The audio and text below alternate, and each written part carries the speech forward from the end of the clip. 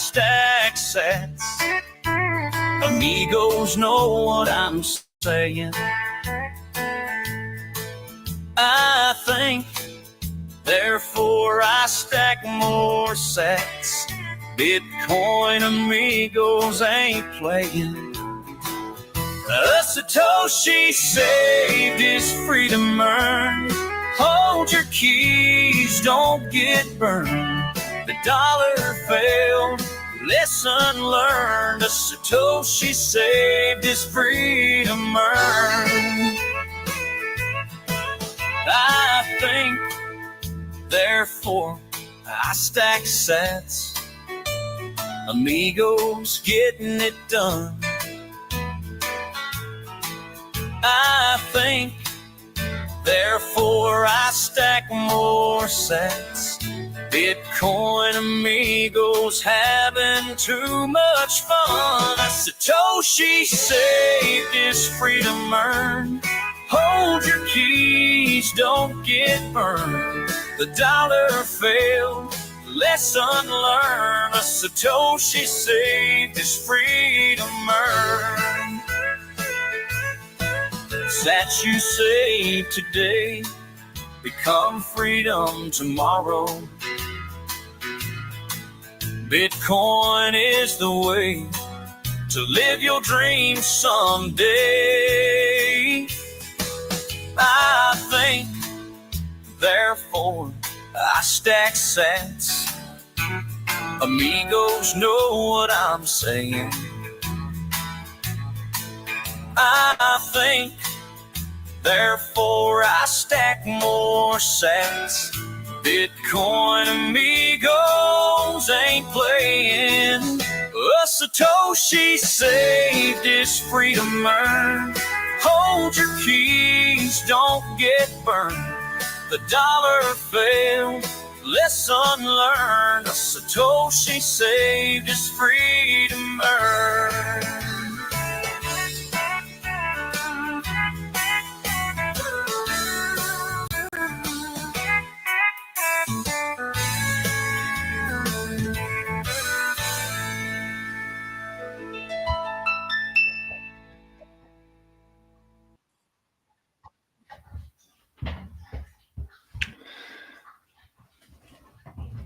Hold on. Too many chords here.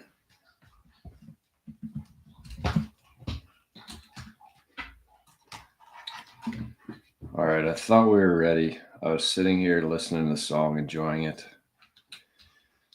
And turns out I wasn't ready.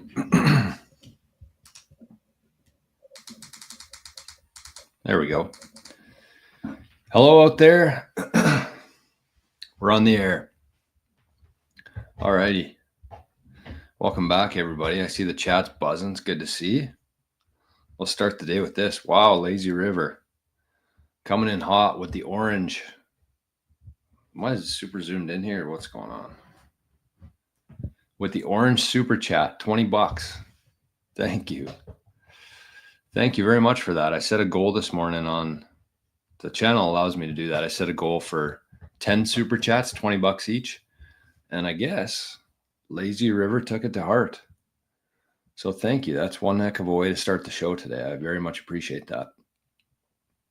I wouldn't say I'm under the weather today, but I wouldn't say I'm over the weather. Actually, that's a lie. I am very much over the weather. We need some sunshine here. Dale knows what I'm talking about. We need some sunshine here. It's been pretty gloomy here. I don't know. Yesterday, I just had a really off day. Oh, I thought we had Arnie here, but he snuck off. Took the long way around, I guess.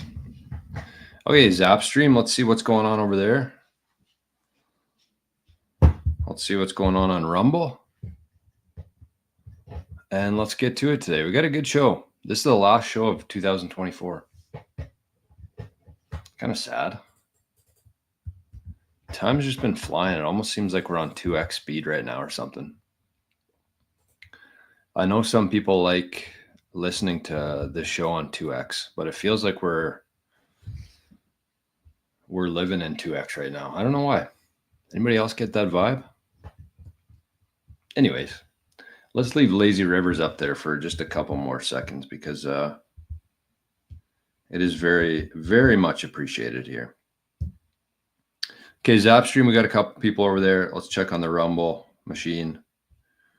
Saw some people subscribe to the Rumble yesterday, which is good. Bitcoin Amigos are also on Rumble. We're going to be taking that pretty seriously in the future. And I'll have more info on that at a later date. Okay, we got a couple people watching in Rumble. We got all our bases covered here. We got Zapstream, we got YouTube, we got Rumble, and we got the YouTube Zapstream right here. So thank you once again, Lazy River. Oh, I see another star coming in here. What do we got? 199 from Johnny. Thank you, Johnny. Auto Star Super Chats. Yes, let's do that. Lazy River, Johnny, coming in hot to start the show today. The final show of 2024. Ginger says, good morning. Going to miss this one, unfortunately. Happy New Year's Eve, everyone. See you all in 2025. Well, thanks for coming by. Thanks for the comment. And thanks for being part of the community here, Ginger. Clean Your Machine. Happy New Year to you as well. And Jay, Happy New Year when you get there. Cheers, everybody. I titled this one, The Best Year in Human History. And I really believe that, hold on here. I always shower right before the show, so my hair's sometimes still wet. I titled this one, The Best Year in Human History. 2024 was one of the best in human history, I think. Although we faced some, a lot of difficulties, a lot of uphill battles, but we made it through. And I think you have to go through some shit to really appreciate the good stuff. And I think the good stuff is officially coming our way now. So Cleaner Machine, Jay, Happy New Year. Brandon, good to see you, buddy. Lori's in the chat. Good morning, everyone. Looking forward to what next year brings. Me too. I think we're going to spend the majority of time talking about that kind of stuff today. I didn't end up doing my podcast yesterday. I'm going to do it after the show today. So we'll see how things go today. Kind of what I want to propose to everybody out there is going to be more of a laid back stream today. I mean, most really are, to be honest with you. But it's going to be not as focused on Bitcoin as it usually is.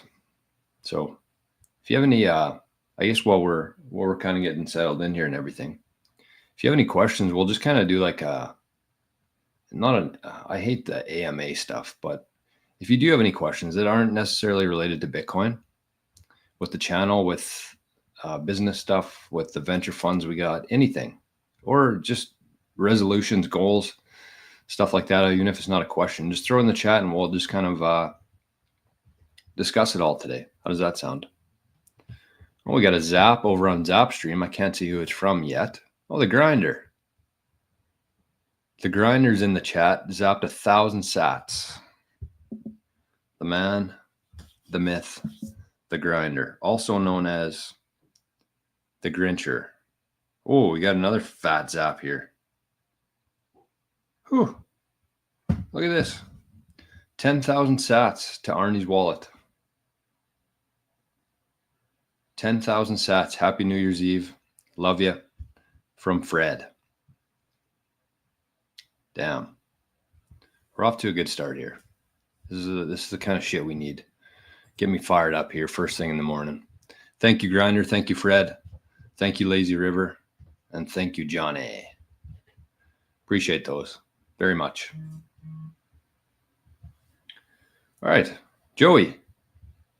Joey and his beautiful looking dog there. Happy New Year's. Tom, good morning. Bodie, good morning. Ian, Happy New Year's to you as well. What are we? What's on the agenda tonight, everybody? I'm hitting the road here right away. I'm hitting the road in a little while. We're hitting the road. Everybody in the house except for Lucky is coming today. Lucky's gonna have to tough out the cold today. Poor cat. But it's got a warm, safe place to sleep every night. So I don't know what more he could ask for, honestly. New Era Eve. All right. I like that. I believe that as well, actually. I know that there's a lot of era talk within the Taylor Swifties seem to be one of the buzzwords in 2024, the era. But I really believe that we are headed into a brand new era, truly. And that's why I titled the show that today, The Best Year in Human History. I really believe that 2025 is going to be, we might not know it at the time. I know as we go day to day, week to week, even month to month, it's hard to really take things in. But I think when we look back at the end of our time here, I think we're going to look back to 2025 as being one of those years, or the year, not one of the years, but the year. There's Dale. Morning, Dale. Pipeline Podcast. We are live. Good morning. Timber Crasher, Locks Guy, a couple of our Bitcoin Journeyman. Good to see you. Separate X. Happy New Year Eve to you. I was going to ask you, over the 2025 outlook of Bitcoin, in your view, how do you view it all going out? If you can share some words on it. Yeah, I actually got some predictions here, so we'll maybe save those for a little bit later on. I got a couple predictions for Bitcoin and just the ecosystem as a whole. Grinder says Christmas is over. Yeah, that's right. I guess he removed his Santa hat officially. Happy New Year to you as well, Grinder. I appreciate the sats and the support throughout the year. It has been a great year. This was the first full year of the Bitcoin journey. Started back in 2023, about 13 months into this thing. And I'm pretty happy with everything, how things have gone. And I know that we're just getting going here, which is kind of the cool thing, exciting part. It's like, yeah, it's been a good year, but we got lots to go. And Grinder says, Arnie, not your keys, not your coins. Yeah, don't worry. Arnie knows all about that. Arnie watches every time I'm watching a video on YouTube, he's watching it there with me. And I don't think he doesn't tune in here anymore, but I know he's listening, because as soon as I say goodbye to everybody, he shows up. So he knows. He's got his sats in cold storage. Jay says, what are you going to do to stack more Bitcoin in 2025 than you did in 2024? That's a good question. I would like to say that I'm going to lean in more on Nostr and Zapstream and Fountain and stuff like that. But I feel like 2024, I went pretty hard on especially Nostr. And I mean, we do the Zapstream every day. I stream it on Zapstream. Hey, Spaceman, Zap 420 sats. Good morning, Jor, Arnie, and all you super groovy Zap streamers. Thank you. That's a great Zap and a great comment, Spaceman. Overall, though, I just think that I think the goal to get more Bitcoin is to add more value to the world in any way that you can. And I got a couple areas of focus on this year. I wrote them all down this morning. I did a bit of I usually write a blog in the morning, or sometimes I publish them, sometimes I don't. But I did a bit of looking ahead goals, I guess, this morning. And I got three of my focuses this year in Bitcoin anyways are going to be the 365 days of Bitcoin. I think that's going to be a big one for me. I got to post a video every day about Bitcoin. It's a brand new tier on Patreon, and it's going to be basically starting from zero to, I say about 90%, but it's probably less than that. But everything that you would need to know about Bitcoin, anything above that, I think will be kind of just a bonus. So you can join that now. We had a couple people join that tier yesterday. It's called 365 Days of Bitcoin. And it is. I think that it is a very long-term thing. You can't learn Bitcoin in watching a 2-hour podcast. You can't learn it in a week or two. It's got to be a long-term thing with a very long-term lens. And so 365 Days of Bitcoin, I think if you watch those, you're going to have a pretty good grip and grasp on what's going on in Bitcoin and how you can best protect your Bitcoin. And the other two are going to be the 8 Satoshis venture I'm going to be building out in 2025, which is also very exciting. I think we have almost 50 people who have joined that tier. I didn't really know how it was going to go, honestly. I thought it was a good idea, but you never know. I'm one of those guys who just kind of throws a lot of shit at the wall and sees what sticks. And this one seems to have stuck. I mean, it just makes a lot of sense. That's why usually when things make sense and you can't really argue against them, then they're successful. So 8 Satoshis, and then the Bitcoin Citadel, our new Bitcoin advisory group that we've been kind of building in the background here for the last couple months, is pretty much ready to go. And a big part of that is going to be our super backed protocol. I think we're going to be the only Bitcoin advisory firm, company, venture that's going to be offering that service. And in my opinion, that is by far the best way to store your Bitcoin. Like, not even close. And so I could talk about it till I'm blue in the face, but at some point, people are going to realize that your Bitcoin keys should be encrypted on your hardware device, and they should be encrypted, the backup version of that. So those are my 3 focuses, and I think that, you know, if I focus my time and energy on those 3 things, then they're going to grow. Oh, look at this. We got another zap. I love this thing. It just lights up green right in front of me. We got look at that, 2025 sats. That's a clever one. I like that. I think that this one's from Dale, from Murphy the Wheaton Terrier in Saskatchewan. I like that. That's clever. 2025. Cheers. And maybe with that, let's get to, let's check out, hold on here. What do we need to do? I thought I had this. Yeah, we do. So if you are somebody out there who, you know, has been buying Bitcoin and you've been sending it to some sort of device or phone wallet, I've actually been setting quite a few of these up with people in the last couple weeks. These 2, mostly this one so far. I know there's been a couple people order the multi-sig bundle, but there's been a lot of Jade setups in the last couple weeks. And I got to say, I'm a very big fan of this device, the Jade. And there are downsides, don't get me wrong. There's trade-offs with everything, right? I'd say the main downside with the Jade, being completely honest with you, is the QR code, the scanner. I think that the QR code, the screen's too small in here. And I think that it kind of has a hard time. It just takes a little bit of patience. And I think that we're so used to everything just being so instantaneous, especially within Bitcoin. But this requires a little bit of patience. It requires a little bit of adjustments in terms of your settings and your density and stuff like that, which I'm slowly getting to learn here. But overall, I love this device because it actually, you can set it up in a way where it doesn't even store the keys on here, which is really cool to me. So the keys aren't actually, you can set it up in a way where the keys aren't actually stored on this device. You actually have to scan your QR code in order to access and put in your passphrase to access your device, to sign any transactions. So it's it's a really cool device. It's very small, very easy to store and everything.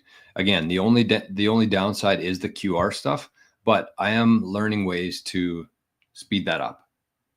And it's not that it doesn't work. It just takes a little bit of time, some small tweaks, and some patience as well. So anyways, this is from our good friends at QuickBit in Regina. Going back to Dale's comment here. Did I take it off? Yeah. In Saskatchewan. So I think that this is the only brick and mortar Bitcoin store in Canada, QuickBit. I've been saying that, so nobody's argued me yet. So I'm just going to assume that that's correct.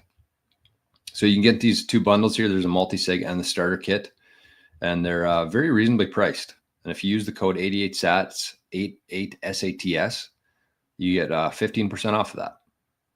So definitely check out the bundles and just check out the website. They got hardware wallets on there. They got seed backups. They got bundles. They got panties for Bitcoin, books, shirts, hats, hoodies, anything you need related to Bitcoin, you can find at QuickBit. And the reason I guess you choose them over ordering directly from Blockstream is I'd say the main 2 things would be the fast shipping. They send it out within the day or 2 of the order, and the service. Any issues, any questions or anything like that, it's always nice to be able to pick up the phone and just call somebody and talk to them. And unfortunately, companies like Blockstream, like CoinKite, like Foundation, they don't really have a phone number that you can just call. You can talk to somebody eventually, but you'll probably be waiting a while. And I don't think that they like people calling very much. I'd like you to try getting a hold of Blockstream. I could be wrong, but just my experience with these bigger corporations and stuff, you're going to be waiting a while. All right, look at this. We got Rick in the chat. Rick was in the Rumble yesterday, and there's another zap here that came in. Hold on. Another 2025 sats came in from an anonymously. I like that one. That's a good zap. It's a not quite a fad zap, but I would say a solid zap and clever. So how are we doing for the likes here, Rick? Anybody on Rumble? Let me know. I'm going to keep streaming to Rumble until they shut us down. 64 people watching, 30 likes. That's pretty piss poor. Pretty piss poor at best. So if you're watching on Rumble right now, I can see the live chat. Let me know. Should I keep streaming on Rumble? Should I gas Rumble? Oh, by the way, huge news in the household last night. I don't know what time it happened, but we got the Start 9 set up. We got Bitcoin Core downloaded, and we officially have the entire Bitcoin blockchain up to date. It took about a day and a half, I would say. It said the video I watched said it could take up to 4 or 5 days, but it took a day and a half for me. So I must have decent internet here. But anyways, I'm officially a node runner, I think. I haven't connected to my Sparrow yet, but I'm going to in the next couple weeks. But anyways, I'm officially running a node, which is pretty cool. It's been it was my only goal for 2024, and I snuck it in on the very last day. So pretty much how my entire high school, college, and university went. Months to do it, but get it done on the last day. Alan says 2024 can suck it. I thought it was a pretty good year. I thought it was a pretty good year myself. Nick, good morning. Cheers to you, my friend. We got Duncan in the chat. And we got Ian. Happy New Year from Australia. New subscriber here. Welcome, Ian. We got a lot of great Ians in this community here. All right, well, Rumble, there's more people watching in there, but there must be, thumbs are broken in Rumble, I guess. Oh, we got Juan. Happy 2025. God bless all. Buck 52,000. Good morning. Crypto Mindset. Happy New Year to you. And when is the PM getting tossed? I don't know. I've honestly stopped paying attention to it. I'm trying my best to take Jeff Booth's advice and just, it's one of those things. And I really believe this myself, is that the more, there's another zap. The 2025 ones are coming in. Happy New Year, Jor and Arnie. All the best for 2025. 2025 zap. Thank you. But it really is one of those things. And Jeff Booth has taught me quite a few things. And one of my goals here actually is to, not my goals, but I'll talk about this in a bit. But one of the things I'd like to see happen in 2025 is have Jeff Booth on the show here. And I don't think that he would, I messaged him about a year ago now, probably, when we had like 300 subscribers on the channel, and he said that he would come on.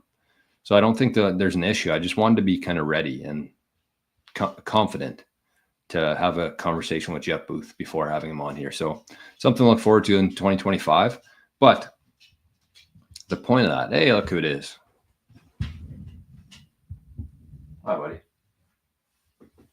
You're getting some zaps today. You want to say thanks to everybody? He says thanks with his eyes. But anyways, one of the things I learned from Jeff Booth is to just stop paying attention to the old system. Because one of the questions everybody asks him is like, when's this going to happen? When are we going to move to Bitcoin standard?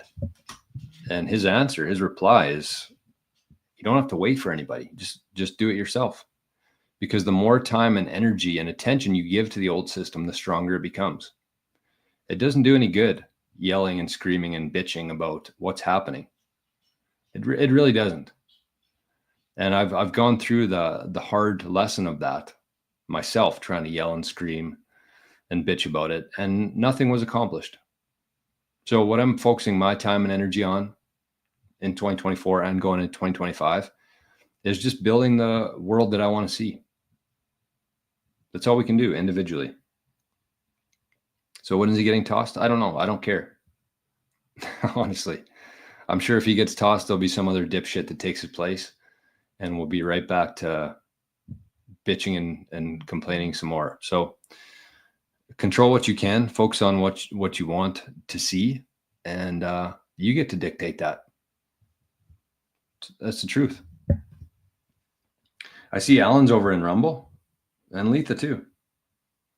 Alan and Letha, thank you for getting some action over there.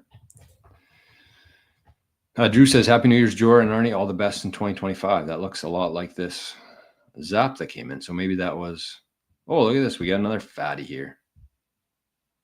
New Year's stream. All right. Everybody's heading into 2025 with some good karma here. From Scotty V, 5,000 sats, fat zap. Happy New Year to you and Arnie. Thank you, Scotty. Thank you very much. I love the fatty. I love the fat zaps. It's not Friday yet, but we'll take them. Silmariel, getting huge raise next year. We'll stack most of it. Happy New Year, you animals. Cheers. Hey, Rishi. Morning, Jor. Happy New Year's Eve. Looking forward to a great year for Bitcoin. God bless. Ditto, my friend.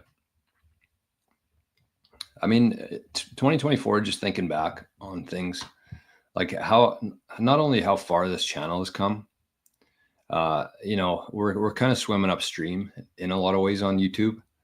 Every day I go on there, I'll post a couple videos and there's like 5. It's just weird. I know that YouTube, whether I can prove it or not, I know that they trample down channels like mine as best they can, but you just got to keep swimming.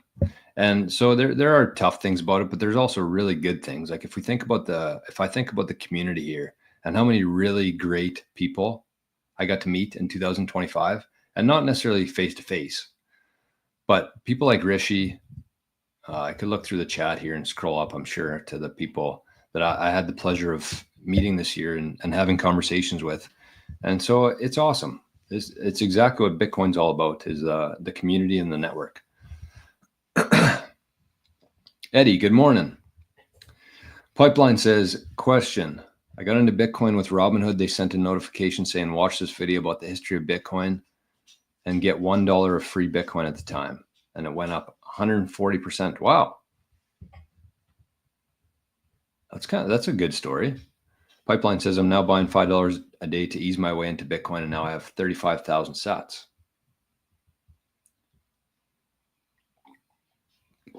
That's really cool, actually. I didn't know that Robinhood was doing that. So they gave a $1 free of Bitcoin if they watched a video about the history of Bitcoin. Wow. Wow. We don't exactly. Voluntarism was quickly reminded never to share our Bitcoin balances with other people, ever. Bodhi says, most plebs are not here yet, and they will need trustworthy help. Yes, that is absolutely correct. And that's why I'm focusing my time and energy on 365 and on, 8 Satoshis as well. That's kind of building for the future of the people who will be coming in here. But shorter term, Bitcoin Citadel is going to help a lot of people protect their Bitcoin. And not only that, I think the inheritance part of things is going to be the biggest part. Because you just have to really take a good look in the mirror and say,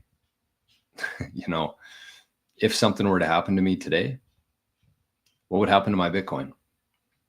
Would my family know what to do with it? Would they know where to find it? Would they know how to access it? Would they know who to call? Would they have a clue? Arnie's back. And so that's kind of one of the big focuses within Bitcoin Citadel, is making sure that your Bitcoin is not only very well protected, but if something were to happen to you, we have a whole protocol based on that you can leave to your family without giving any sort of information away, right? Because the last thing you want to do is leave a piece of paper around your house saying, if something happens to me, here's where the Bitcoin is, here's the key to it, and in plain text.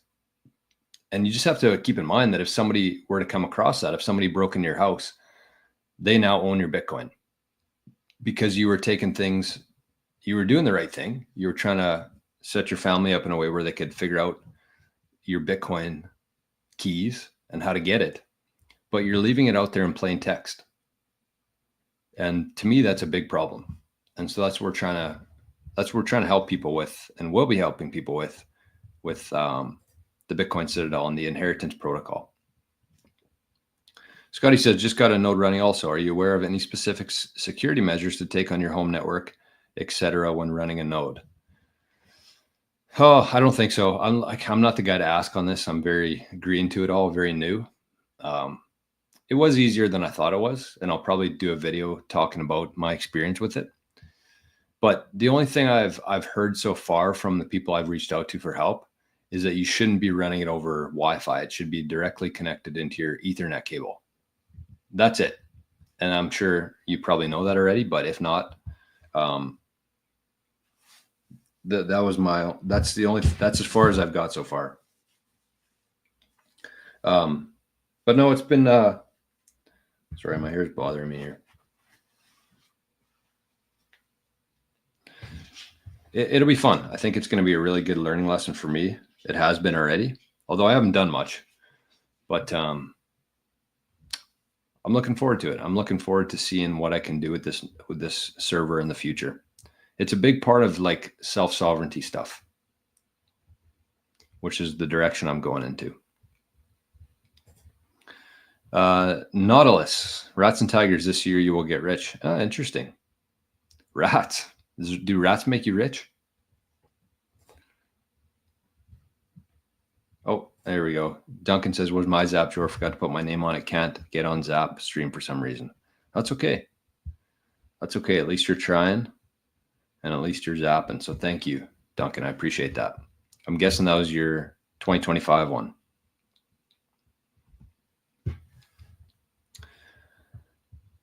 All right. Yes, Tom says access the node over Tor as well. I haven't got that far yet, but yes, that's I do remember. I think it was Craig telling me that. Craig or Daniel, they both been very helpful with me.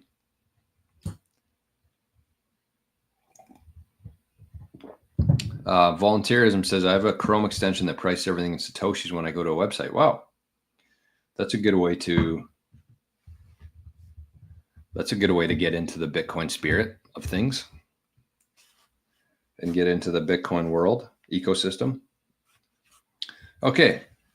Well, should we check on the mempool here? Half an hour in. I did see, let me show you something here. This was interesting to me when I looked over today.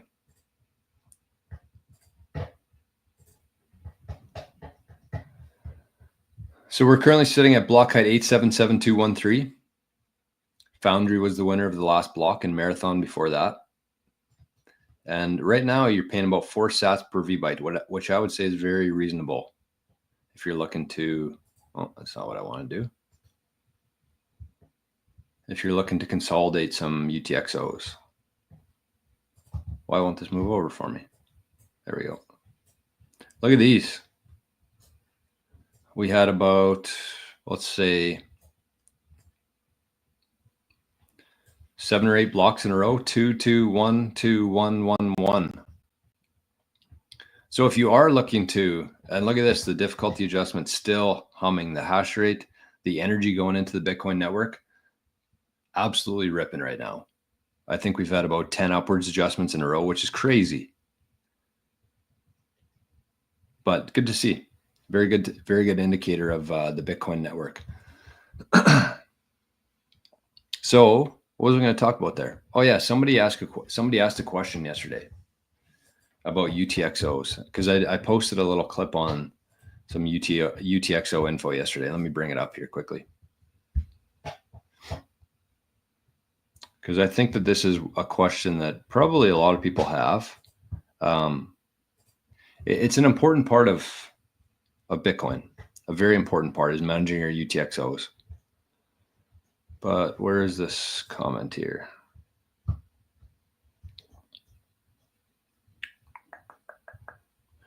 Holy, the amount of spam on my videos right now is nuts. I think there's like 150 comments from just complete spam yesterday on the channel.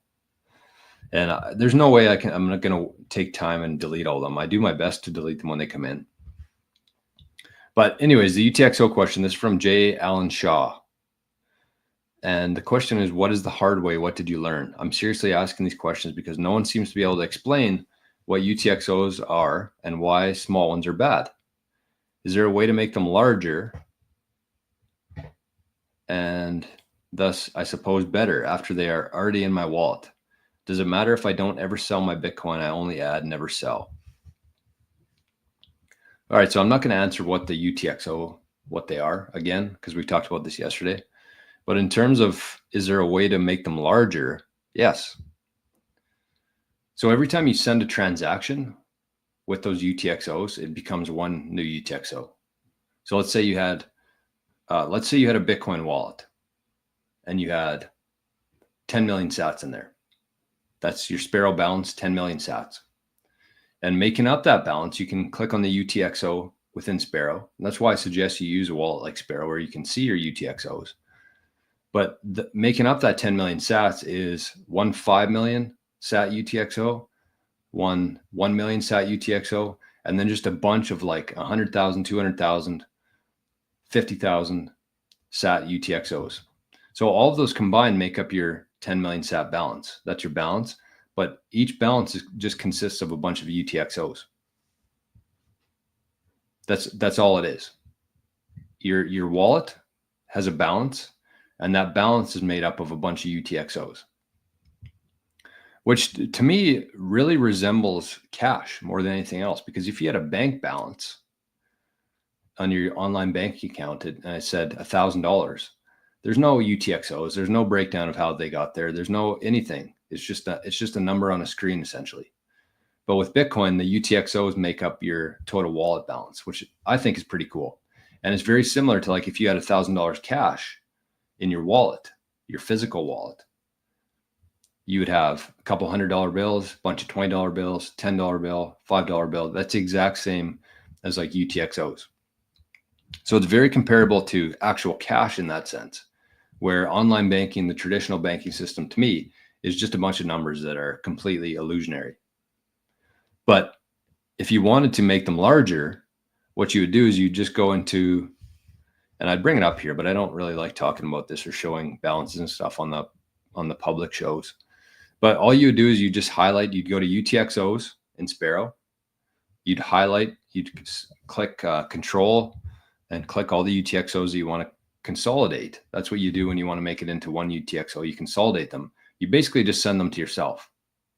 That's what consolidating UTXOs is. You're just sending the Bitcoin to yourself. You have to pay a little fee on there, but they become one UTXO. So you select them, you go to send, you set your transaction fee, and then you send it. That's why you do this kind of stuff in very low transaction fee environments, because you don't want to waste a whole bunch of sats doing this. You want to make sure that the sats per VByte, the fees, are about, I'd say 5 sats per VByte or less. So that would be that's my answer to that. What was the other question there? Jay Allen? Where was that?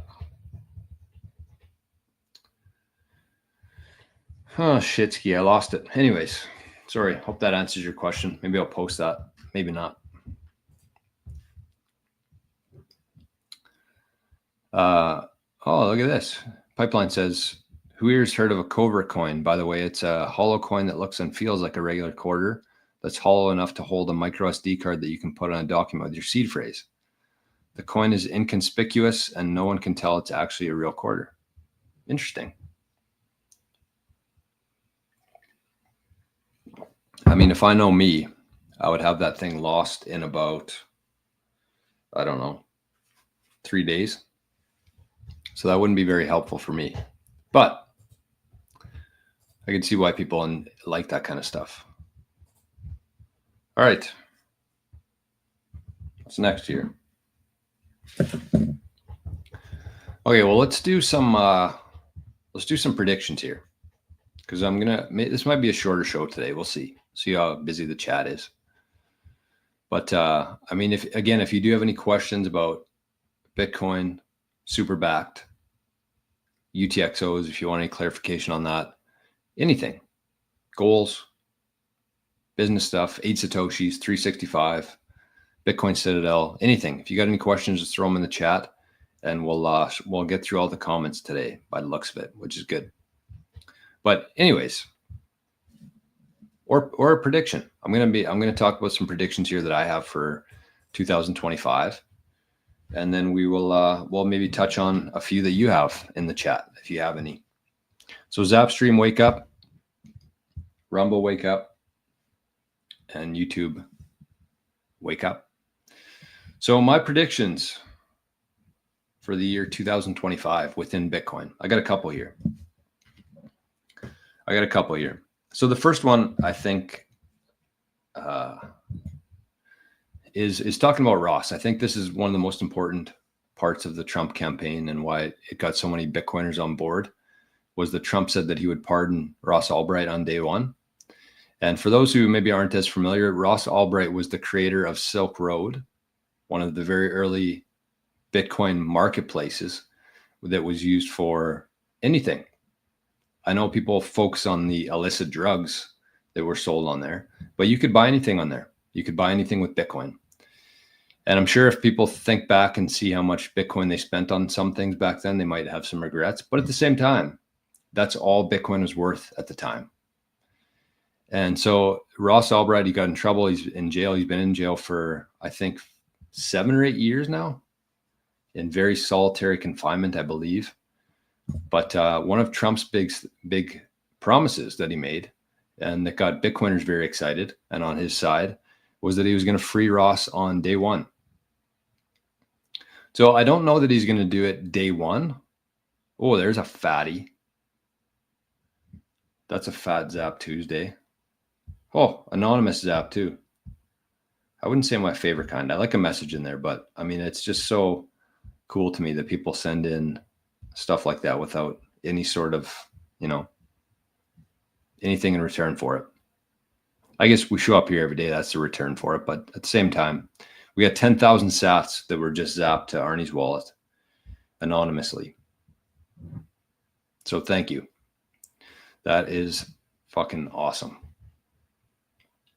But going back to Ross there, I think that it might not happen on day one, but I do think that it'll happen probably within the first week of Trump's new administration. I think they will make it one of their priorities to free Ross.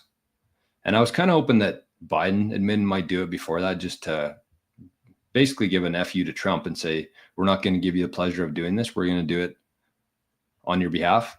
But it looks like we're running out of time for that. But anyways, that's in 20 days from now, or 21 days.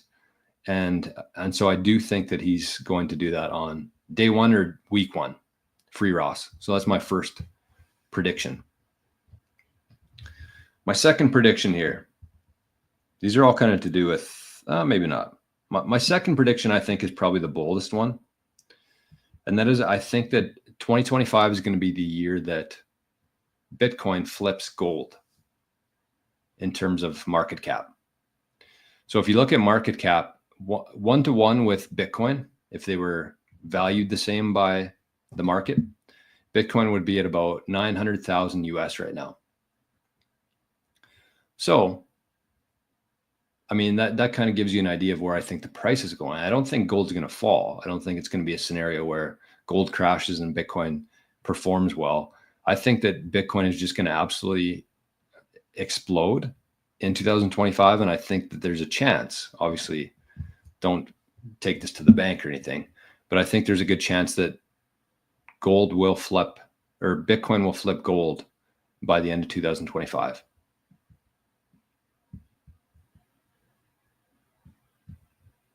It just makes so much sense. And I think that the only way that that will happen is if the US starts buying gold or buying Bitcoin. If the US starts selling gold for Bitcoin, it'll happen pretty fast. But even if the US takes their 200,000 stolen coins, seized coins, adds it to the treasury, and they start making some purchases through selling gold or otherwise, I think that that's going to be the catalyst to flip gold, market cap wise.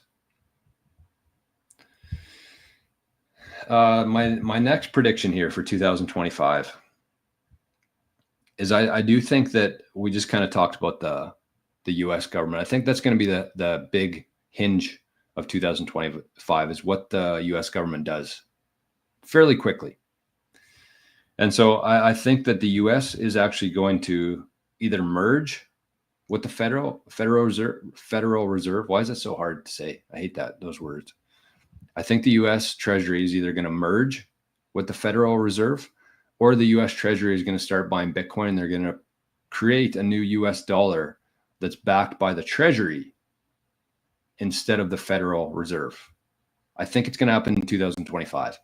And I really think that all of this stuff, I know it sounds kind of insane. It sounds crazy. But I do think that if this is going to work for the US, and I think that, say what you want about Trump, but he is a very, very intelligent guy in terms of how markets work, how supply and demand works, everything. He's a master of that kind of thing. He's built his whole life around it before he became a politician. And so I think that Trump understands the importance of time with this, and I don't think he's going to dick around with it. So I think that he's either going to merge the Treasury and the Fed, which I think might be a little bit harder to do, but I don't know the ins and outs of it all. I don't pretend to. Or the US Treasury is going to issue a new dollar that's backed by energy, Bitcoin mostly, and we're going to have two separate dollars for a while. Might happen 2025 or 2026, but I really do believe that Trump is going to act pretty quick with this whole thing. And my last prediction here, and this is kind of along the same lines as all of that, is I think that they're going to eliminate the capital gains on Bitcoin. I think that's going to happen in 2025 in the US. And so just keep that in mind. I mean, this is just my prediction here. Obviously, this is not any sort of advice or based on anything. I just think that if this is all going to happen, it's going to happen fast. It has to. And so the reason why I think that the US is going to eliminate capital gains on Bitcoin is not so much the benefit of the citizen. I mean, that's part of it, obviously, if you're a Bitcoiner. And if you look towards like a country like Czech Republic, I think it's called Czech Republic, Prague, wherever that is from. I think it's still called Czech. But they announced this year that they were going to eliminate capital gains on Bitcoin if you've been holding for 3 years. And I think the US could implement something similar, or they might just say no more capital gains on Bitcoin. And again, I don't know if this is going to be directly for citizens. Governments don't usually operate that way, even the friendliest governments. But I think it's all going to tie into the US government, BlackRock's, the NYDIGs, the MicroStrategies, realizing how scarce Bitcoin is. And I really believe that if they implemented the no capital gains on Bitcoin, that would entice or allow more people to sell their Bitcoin. And whatever Bitcoin we sell is going to flow into that vacuum. The government, the big corporations, the big hedge funds, that's all going to go into their pocket, into their wallets. And so I think that they're going to use that as one of their strategies to get people to sell their Bitcoin. Because I really believe that they're going to have a hard time doing that just in general. But if they're going to say, hey, you got to pay capital gains on sale of your Bitcoin, I think that people are going to hesitate, especially after everything we've seen in the last couple of years. right? Because if you think about it from a Bitcoiner's perspective, why would I sell my Bitcoin today and pay a capital gain on it when I could just wait this thing out? We don't know what's going to happen. There's a new administration, very friendly to Bitcoin, very friendly to crypto. And so why would I rush and sell my Bitcoin, trigger a capital gain, when I can just kind of wait this thing out and see what happens with it? So I do think it'll be firms like BlackRock, Fidelity, the NYDIGs, the people who want the average person to sell their Bitcoin. They need to make it very easy for that to happen. And without any friction there, if you eliminate capital gains on Bitcoin, that allows people to, I wouldn't say it entices people, but people are much more likely to sell their Bitcoin if they don't have to pay any tax on it. And that's what they want. They want you to sell your Bitcoin. And I really believe that if they came out and said no more capital gains on Bitcoin, people would see it as like a nice thing that they're doing. And they'd be like, okay, well, I'll sell some of my Bitcoin, but that's going to them and it's never coming back to you. It's never coming back to the average person. So just keep that in mind. Even if they come out with these, laws and regulations saying no tax on Bitcoin, that doesn't mean you just have to sell it. I mean, it does. It's better for sure. But I mean, you're still looking at your KYC Bitcoin and your non-KYC Bitcoin. And it's the KYC Bitcoin that you're going to have to worry about this kind of stuff with lending, with paying tax on, with all this kind of stuff. If you got non-KYC Bitcoin, you really don't care if there's capital gains, if there's lending on Bitcoin, because you want to keep that out of the system. You want to keep that in your own possession. You want to trade that back and forth with other Bitcoiners in your network. So those are my predictions for 2025. And we'll see. We'll see what happens. I could be wrong, but I think it's going to be fun to look back in a year from now and see how many of those did or did not come true. Hey, we got a zap from Bodie over on Zapstream. Let's go in 2025, 1,000 sats. Thank you, Bodie. My man. Bodie and I have a couple special plans for 2025. We'll just say that. I don't want to give anything away, but we've been talking about a few different plans, and he's going to be part of Bitcoin Citadel now. He's going to be probably the most important piece of it, honestly. And in terms of connecting people, Bitcoiners with advisors, that's going to be Bodie's role for 2025. And we're also, hopefully, if he does it, and this is a call to action for Bodie, but we're going to be starting a new spinoff or a new show on his channel or a new channel. And it's going to be focused on Bitcoin for like baby boomers, where we both come on, he asks questions, we talk about things, and it's going to be kind of geared towards baby boomers, but it's not going to be strictly for them. It's anybody can show up and learn and ask questions and stuff. So we'll see. We'll see what comes of that. All right, we got a lot of comments here to catch up on now. Oh, I see some super chats too. Let's start with those. We got Duchess said, "Good morning, Joe and Arnie. It's been a few days." Yeah, I mean, I took a week off too, so I can't fault you at all. But thank you for the super chat, and thank you for the very consistent support in 2024. It's very much appreciated. And Nico says, $2 super chat. What are your thoughts on XRP? To be 100% honest with you, and I do appreciate the super chat, but I'm not going to kiss any butts here. And I don't know if you're looking for me to or not, but I think XRP is one of the worst things that exists. It's the complete opposite of what Bitcoin is. Bitcoin is designed to be designed to separate money from state, money from the big boys. And XRP basically puts that in their hands and gives them full control of it and gives them the ability to create as much as they want of it. And it's very centralized. I know that there's more, if you ask an XRPer, they'll tell you it's very decentralized, but that's complete bullshit marketing that XRP does.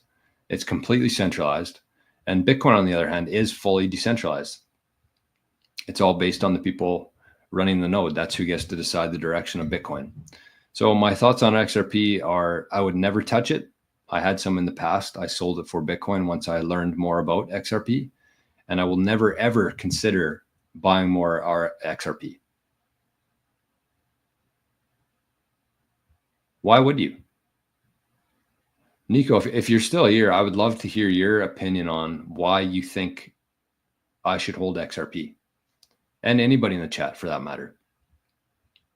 Like, why would I hold it over Bitcoin?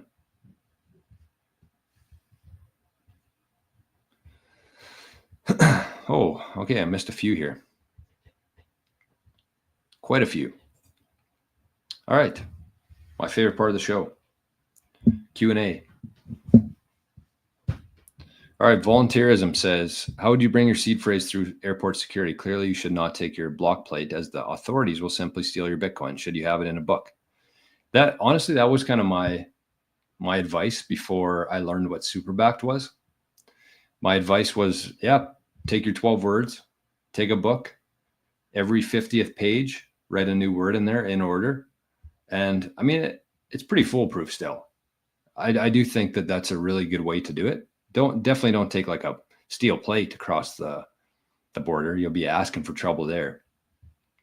But if you just put 12 words in a book, every 10th page, every 50th page, and then when you get it, you restore your Bitcoin wherever you land. But honestly, the best way, the best thing that I would suggest nowadays is use superbacked. And so what that would look like is you would have your hardware device and you put your backup in superbacked, like your 12 words, and it creates a QR code for that. And you create a passphrase with it, or a password. And so in that situation, you would create your little secret text box. You'd put in your private key in there. You'd print out a QR code. You'd set a password. And then you'd take your QR code with you. You'd put it in a book, maybe use it as a bookmark. If somebody came across your QR code, they can't do anything with that. They have no idea what it's for. If they scanned it, couldn't do anything with it. And then so you land, you open up you download the software for it, you scan the QR code, you put in your password, and your seed phrase appears. It just makes so much more sense to me. So much more sense. And you could do it in your head too. I just wouldn't solely rely on that ever. It's a good part of your process, I think, to try to memorize your words, but you never want to be fully reliant on your head, your memory, because anything could happen any day. Trump should free everyone guilty of a drug crime since it's victimless. I agree with that. Truly, I do. I think that the only people who should be in prison, going to this comment, are people who have harmed others. I don't think you should ever be fined or arrested or put in jail for something that has no impact on other people. It doesn't make any sense. So hopefully we'll get back to a world like that. Bodhi says it's going to be called Bitcoin Generations. I like that. I like that a lot, actually. So keep an eye out for Bitcoin Generations coming in 2025. I think we're just going to do a live show every week, similar to this, where people can stop by, listen, chat. Bodhi asks questions, I ask questions, the chat asks questions. Tom says, if Trump does it on day one, it could be a sign of keeping promises. That's what I'm thinking too. It'll be a really good indicator either way of what the next 4 years is going to be. And it would really set the tone, I think, and get a lot of people on his side very early on. I just think it's such an easy win for him to do.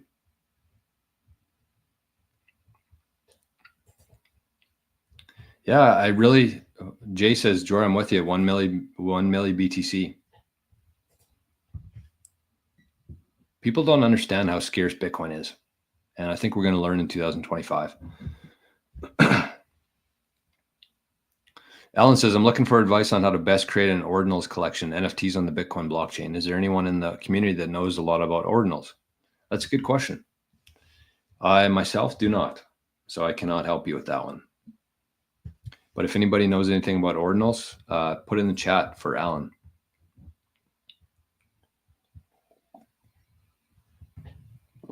UV pen.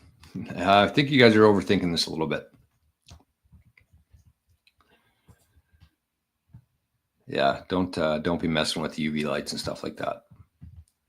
I mean, with the SUBSTACK, the reason why I love that one is because you only have to memorize one word.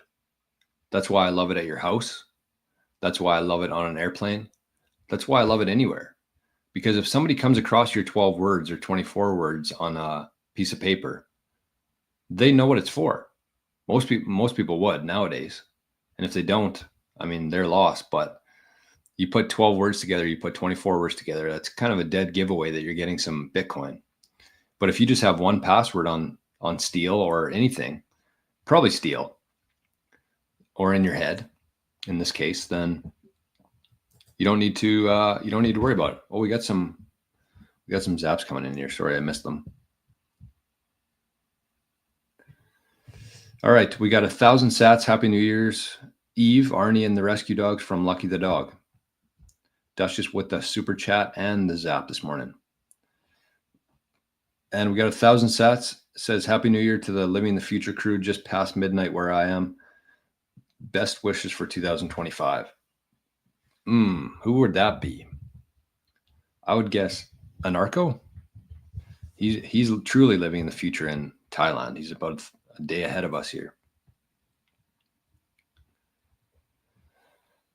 Okay, what do we got here from Pipeline? Once I realized the value of Bitcoin and that there's a subunit called a Satoshi, had an interesting thought. Since less than 1% of people recognize Bitcoin as the best savings vehicle, will one Satoshi go on the same trajectory that Bitcoin did from less than 1 cent until now? Yes. That's kind of my big thesis in Bitcoin right now. Like, you know how Bitcoiners all kind of have like their own thesis and what they talk about, like Jeff Booth talks about as long as Bitcoin stays decentralized and secure, that kind of stuff. Matt Odell has his stay humble, stack sats, kind of very long-term lens. Everything else is irrelevant kind of lens. Mine, I would say, and I'm obviously not comparing myself to people like that, but mine would be when Bitcoin hits $1 million, it's going to go very quickly to 5 million and then 10 million and then 20 million. And the reason I say that is because when Bitcoin hits 1 million, that means that 1 sat will equal 1 cent. And all of a sudden on all the tickers, on all the mainstream news, we're not going to be pricing in Bitcoin anymore. We're not going to be looking at, oh, Bitcoin is $1 million and $25,573 today. They're going to switch to sats, and they're going to say you can get 1 sat for 1 cent. And people are going to start looking at Bitcoin, Satoshis now, as like a penny stock. And they're going to say, oh, I can get 1 sat for 1 cent. All of a sudden it goes up to 3 cents and then 10 cents. And people are like, holy shit.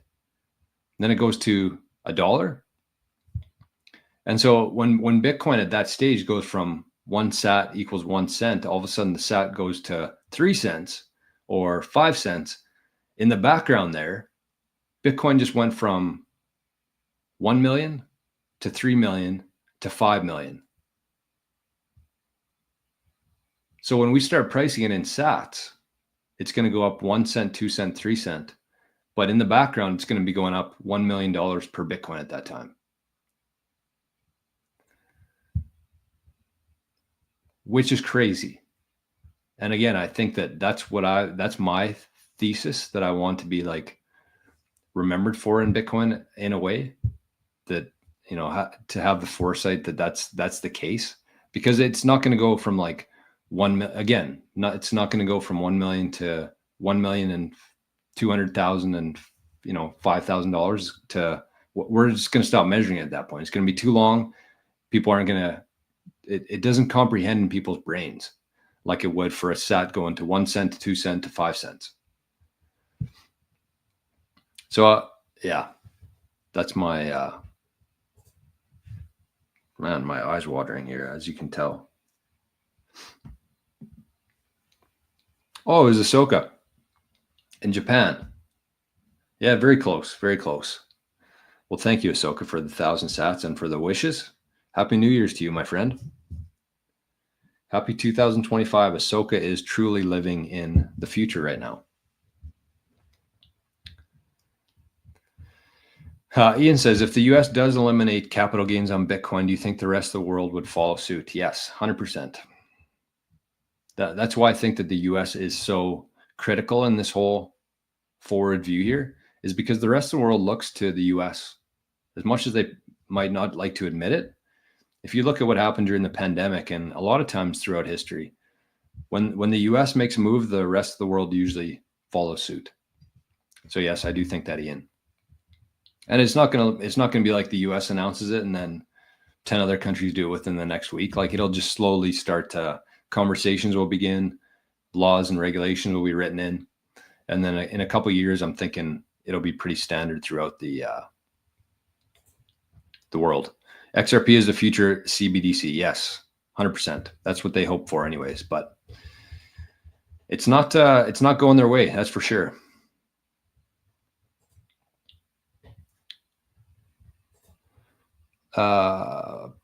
Biden's, what's going on here? Oh, Hunter Biden's laptop. I was wondering what the hell is going on there. Seems like it could be the CBDC we've all been dreading, which means it could skyrocket. I mean, this is kind of my theory that I've had on XRP from day one, since learning about what it is. I thought that it probably would go up. And if you look at the actual chart, long-term chart of XRP, it's like flat line, big jump for 2 weeks, go back down, flat line, big jump for 2 weeks, go back down. That's how it's been. And I think that that's how it always will be. And in my head, I did see a time where XRP actually does do very well in terms of fiat, but it just never sat with me. And honestly, like, this probably sounds lame to say, but like, I would rather miss out on the profits, knowing that who's behind it, knowing what's involved with that. I just don't like profiting and benefiting from society getting worse. You know what I mean? That's why I love Bitcoin, is because it's going to go up forever, and it's going to do a lot of really, really incredible things for humanity. When you can separate the money and state, the world looks completely different. So I did always think that XRP would probably go up. I didn't think it would outpace Bitcoin, but I just never interested me in to own something that's bad for humanity. From NSK says, I'm ready to sell now at 500K. Who want to buy? Anyone?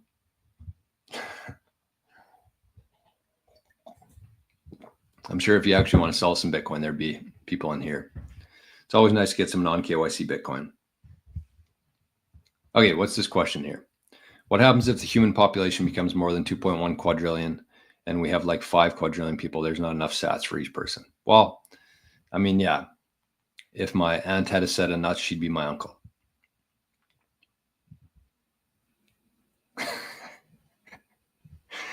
That's one of Don Cherry's famous lines. And it's true.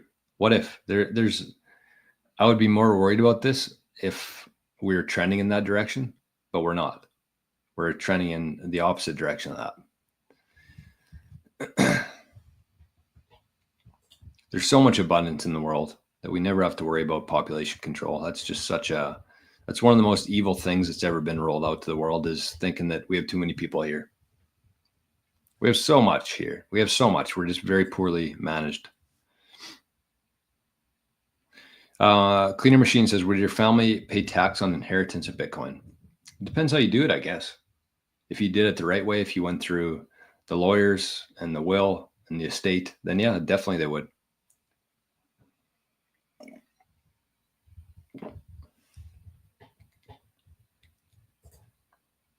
Oh, look at this. No, Ava. This is fun. This is hilarious. Ava says, I'm in Sarasota, Florida, and have someone calling himself Bitcoin Ben here. He seems to have targeted boomers. Smart guy. He's a smart guy. He has a building and a food truck on a major street. So the funny thing, Ava, is actually that's who got me into Bitcoin. Bitcoin Ben. There was several touch points for me, but it was Bitcoin Ben that kind of got me really interested in history, money, decentralization, how it all ties together, and excited about Bitcoin. And I actually worked with Bitcoin Ben for probably 6 months. I was helping him with a few different things within his show and kind of in the background with a podcast and a few other things. He's a great dude. Honestly, I've never met him in real life yet. I plan to, but he knows what he's doing. He's got a very clear vision of what he wants to do, and he's got a really good support team there. So I do think that Ben is going to be extremely successful in Bitcoin. He's also been doing it for 7 or 8 years now online, which is crazy. I mean, I've only been doing this for a year now, and it feels like I've been doing it my whole life.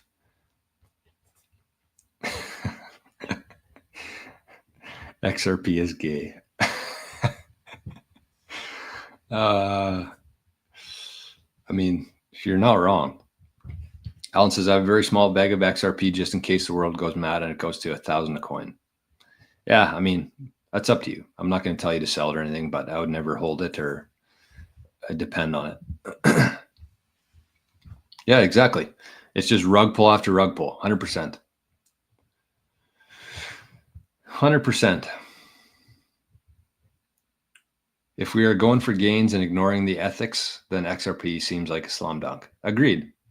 But I'm not ignoring the ethics, and I'm here for the gains, and Bitcoin's been doing just fine, and especially compared to XRP.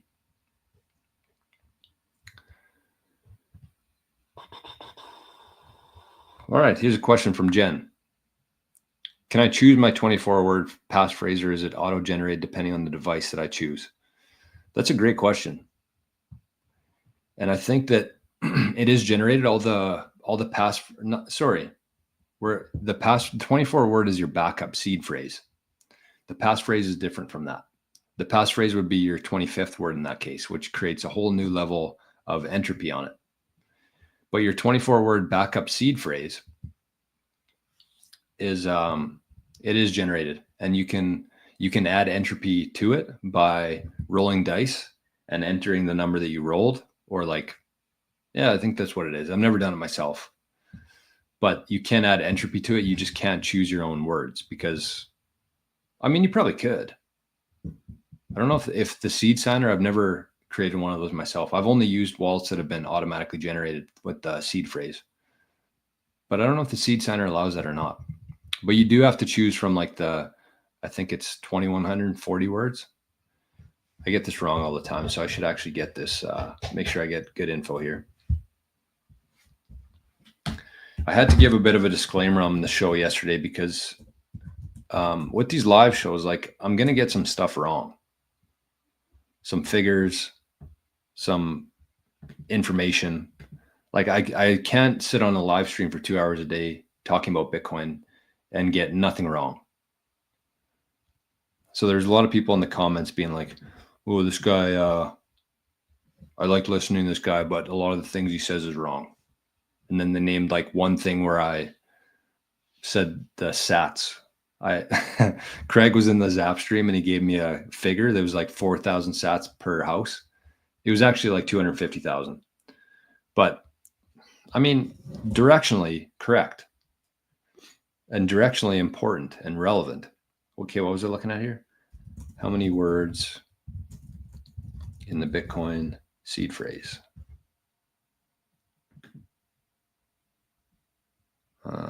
No, that's not what I want. How many words in the Bitcoin seed phrase list? Yeah, 20,048 words. So a BIP 39,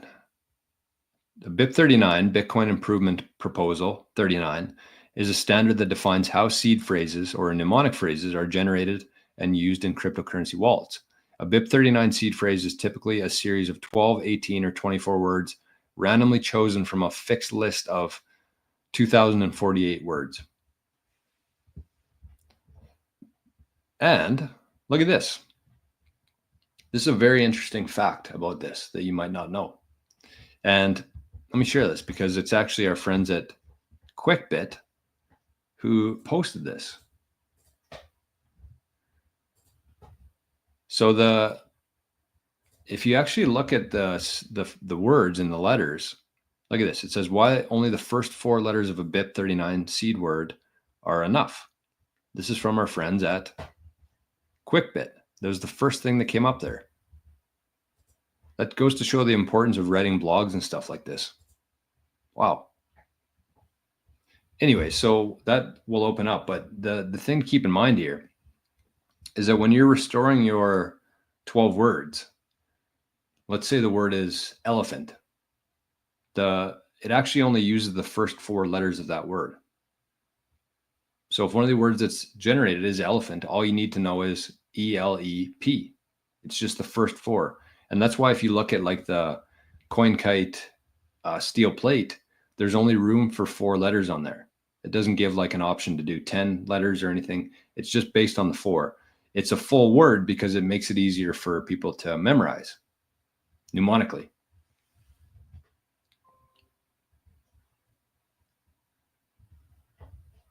So pretty cool. Look at that QuickBit. That was posted this summer. So hopefully Dale saw that and understands the importance of writing stuff like that. That's a blog post that showed up first thing in Google. All right, what else we got here? We got lots. Okay. Captain Codeman says, never pick your own words. You can pick your friends, you can pick your nose, but never pick your own words.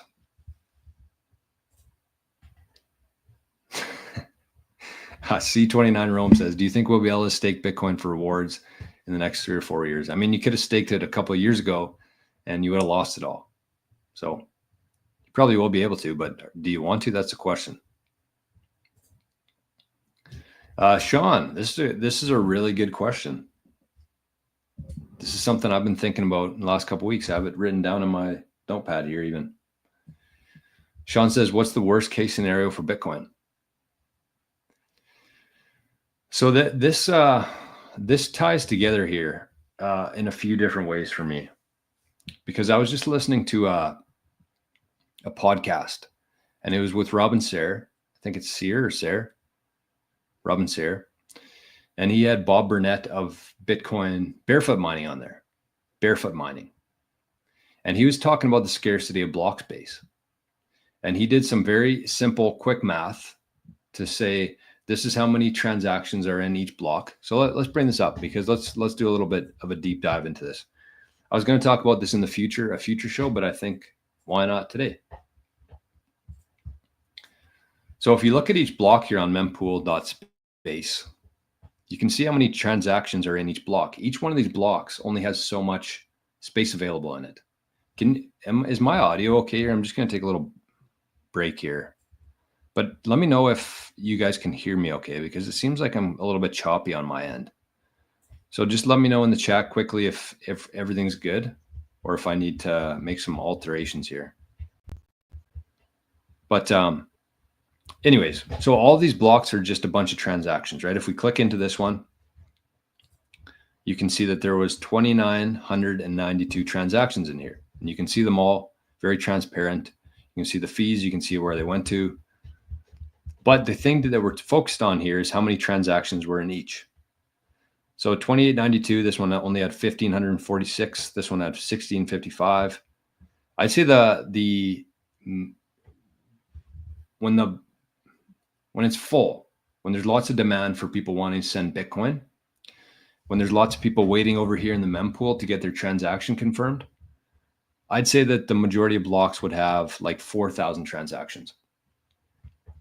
So his very simple math said, okay, there's 4,000 transactions in each block. There's approximately this many blocks per day, and there's approximately this amount of blocks and transactions per year.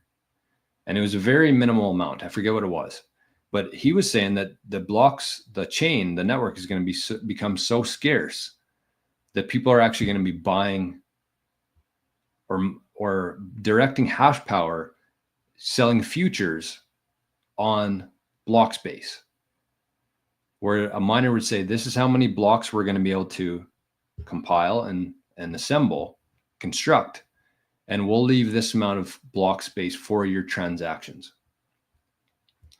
And so I think that the worst case for Bitcoin in that scenario would be that the big countries, the big corporations like the US, like BlackRock, like MicroStrategy, they start getting so much hash power, they start getting so many blocks that they control what information, what transactions are on those blocks, that it makes it unusable for certain people. And they basically just discriminate who can and can't use Bitcoin layer 1. I think that that's the worst case scenario for Bitcoin. And what I was thinking about in my own head was that if you think about the internet, which is very similar to Bitcoin, it's a protocol. And if you think back to the early days of the internet, when it was pretty much the wild, wild west, and people might say that was bad, but nobody controlled it. And if you think about email, now with Google, with a few big players, it was Hotmail for a while. Now it's mostly Google. But they basically, even though it's a protocol that anybody can build on, they've basically captured email. Where even when I'm using Proton Mail, an email like Gmail, if I sent an email from Proton to somebody with a Gmail account, Gmail automatically throws that into spam. And I look at it the exact same way as what I think could happen with Bitcoin eventually, where in the very early days here, anybody can use it. There's lots of space. Anybody can build on it. But as we go forward here and as it could become more centralized, and not necessarily by countries and companies owning Bitcoin, but by them owning access to block space, if that makes sense. So think of it like me trying to send a Proton email to a Gmail, and they're saying, nope, that's spam, which basically means that I can't use Proton Mail in a lot of ways. So even though they're building on top of this open protocol email, there's been a couple key players who have basically captured it and forced people to use their services. So I do think that if you look at BlackRock, even though they only have 500,000 Bitcoin, not only, but that's very insignificant in the grand scheme of things here, but they invest in a lot of Bitcoin mining companies, and they have not majority ownership, but significant influence and ownership in a lot of these miners. So in 10 years from now, if they keep going after this, not necessarily the coins, but the hash rate, they're going to be able to control who can transact on Bitcoin layer 1 and who can't. And they'll sell block space in the future.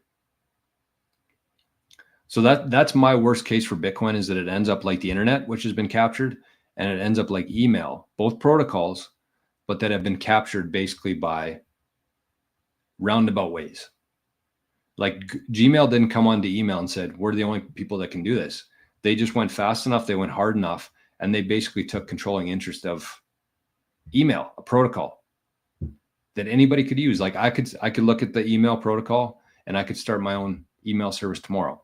But because Gmail, Yahoo, Hotmail, they kind of have like the grasp on it, they can say this is spam. Any email coming from your mail is spam, which is essentially forces people to use their services. So that's my worst case for it. It has nothing to do with price. It has everything to do with who can and can't transact on Bitcoin.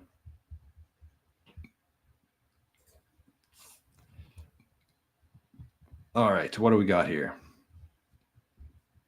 Yeah, this is a good reminder here. We've had quite a few zaps today, so I do want to say thank you before we start winding. Actually, you know what we'll do right now? We'll give away some Bitcoin. So get your wallets out, your Lightning wallet, get your Speed wallet out.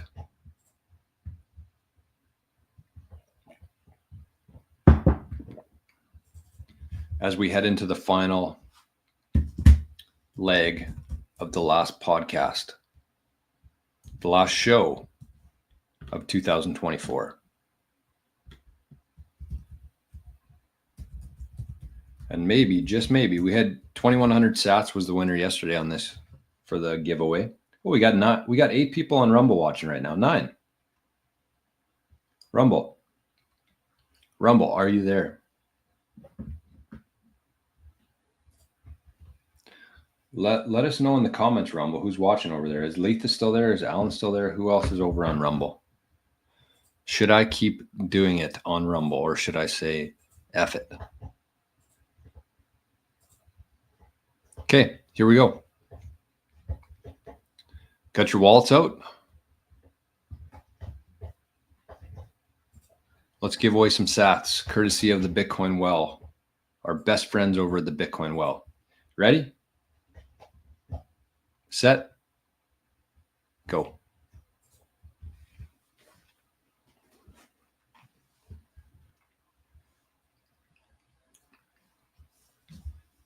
$210 sats. Kind of lame.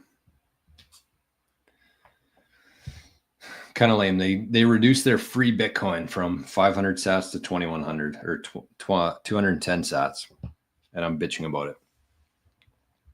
Their free Bitcoin that they're giving to the community here. Let's see if it's been claimed.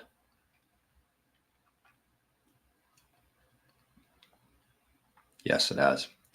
But you know what? I do very much appreciate everybody who's been showing up here every day. I do appreciate the people who have been at least giving Bitcoin Well a shot. There's been quite a few people sign up using the link here, and I want to say thanks for that, because it means a lot to me. It shows some support back to our friends at Bitcoin Well, who do give Bitcoin free to the community here every single day. And so we'll do one more. We'll do one more for 2024, because I really do appreciate everybody who shows up every day, and the people who have tried out, the people in North America who have tried out Bitcoin Well as a Bitcoin platform. So let's try one more here.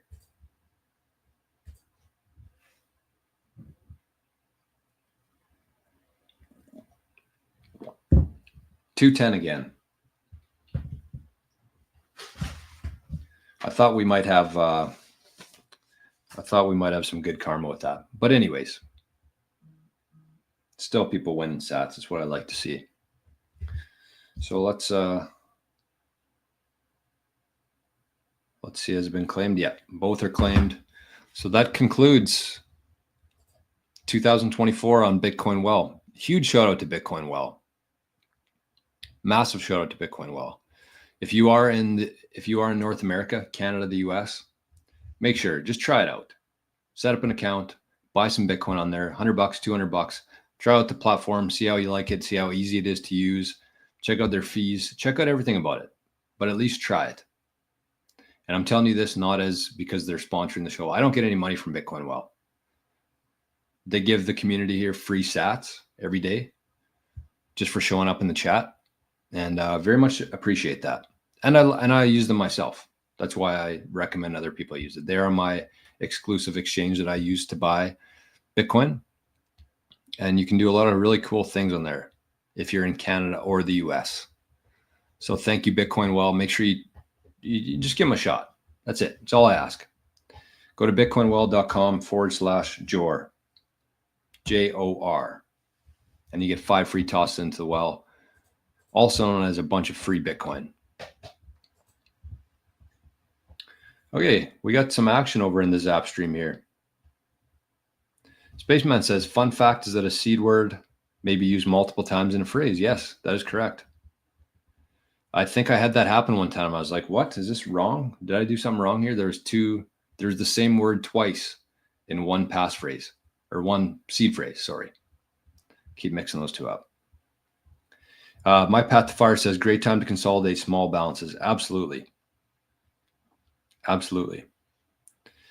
My Path to Fire also says the difference between email and Bitcoin is that it costs money to use Bitcoin protocol, and email is free. And so they had to centralize to block out the unlimited spam. That is a good point. That's a great point. And we got Noah over in the Zap stream. Good morning, Noah. Zap stream's kind of buzzing. Rumble's kind of buzzing. Chat's buzzing. We're not going anywhere, I guess. We're going to stick around for a little while. As long as we're buzzing, We're not going anywhere. That is my, although I do still have to do a podcast and then go drink beer tonight. I'm not doing a show tomorrow. I'll be way too hungover.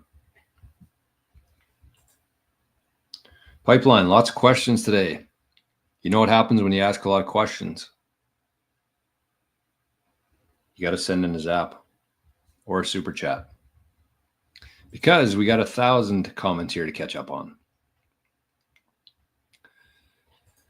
Live Good with Sabian says, if you are holding a shitcoin, then your gains are always in fiat, which means XRP is worthless. Dollars are not money. 100%. That's a great way to look at it. What are my thoughts on Monero? Honestly, I don't have the same ill feelings towards Monero as I do XRP and Ethereum and stuff like that. Like anybody who's trying to allow people to be more private, I'm all for. Honestly, I just don't think that Monero has the network that Bitcoin does. I don't think it'll ever catch on the way Bitcoin has. It's useful. I've never used it myself. I kind of understand the purpose of it, the privacy aspect of it. Totally understand that. But there are ways that you can do that within Bitcoin. With eCash, with Liquid, swapping back and forth. Not quite as private probably, but still, it doesn't take any, craziness for it to become private. Daniel says you can choose your own words, but that's a super bad idea. Yeah. Okay. I wasn't 100% sure on that. As soon as I said it, I was like, I might be wrong about that. And I was. So you can choose them, but not a good idea.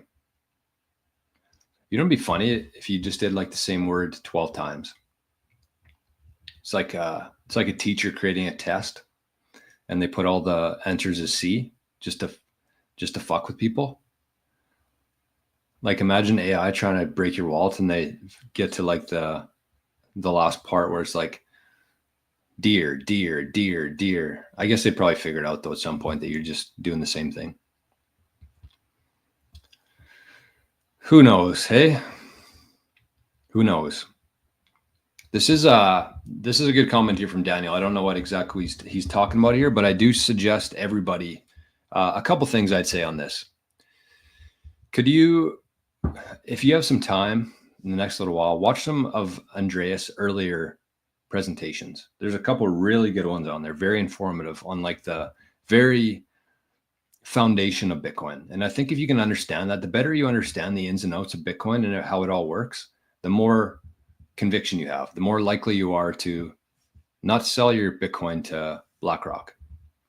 So check out those. And there's also a video I just watched the other night. We watched we had a family viewing session here about this. I think half the family was asleep, but I was very interested in it. And even though I kind of knew all this, it was still really cool to watch and see. It was about Jekyll Island. Is that? Oh, here it is. It's got 33,000 views on it already. That's pretty impressive. And look at this. I thought this was hilarious. And when I first clicked this video, this little warning came up here. I don't know if you can see it or not. But the video is titled "How the Federal Reserve Secretly Enslaved the World," featuring Ian Carroll. And you can see the warning here that YouTube put up. "You are not alone. Suicide crisis helpline." Isn't that crazy? But I do suggest everybody watch this video. It's very interesting, very informative. They actually visit Jekyll Island, where the Federal Reserve was created back in 1913, I believe. Really, really well done documentary. But I was very surprised to see this suicide crisis helpline at the bottom of it. But it's because they mentioned suicide in the video. That's why. But still funny. Suicide's not funny, but the fact that they're tying the Federal Reserve in with suicide, very accurate. Matt says, ran into the local bank owner this morning. Know him pretty well. He was bullish on XRP. Of course he was. Allowed to be held and traded in banks. Note, I own no XRP, just thought it was interesting. He was bullish on it. Yeah, of course he would be. It's a banker's coin. That's why I hate it. I mean, if you had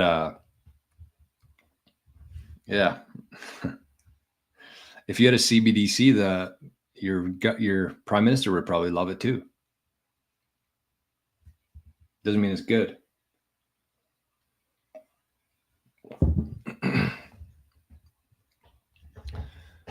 All right, what's happening over here on the Zaps?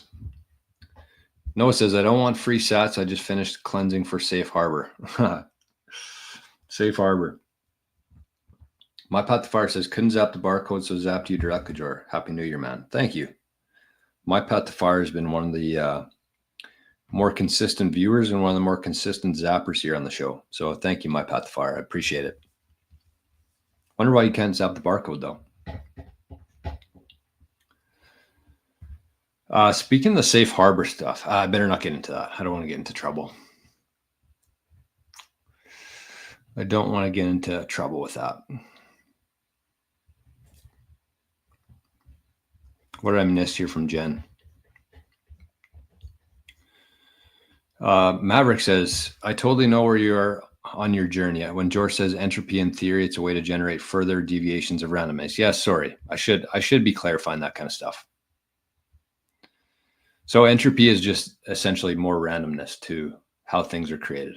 So if you had 24 words from your list and you add a 25th word that's from the entire world, that adds more randomness to it. It'd be a lot harder for something to crack your seed phrase, to pair your public key and your private key together with your words. And if you add a 25th word, it makes it harder for somebody to guess it. It makes it more random. So yes, thank you, Maverick. I should be clarifying more on that. Hey, Jason, good morning. I'm a little bit behind here, but good to see you, my friend. Jason is another guy that I had the pleasure of talking with in the last little while, and it's awesome. I'm just so this is kind of what I've been telling people at Christmas and stuff. It's like I'm just so excited that everything's happening as it is. Like even in the last couple of months since Trump got into office, it basically poured rocket fuel on everything. But even before that, just the people that I've got to talk to in 2024 from around the world, from the US, from Portugal, from Ireland, from everywhere. It's amazing to me how excited people are around the world for Bitcoin. It's not something that's just limited to your certain area, or it's becoming popular in a certain part of the world.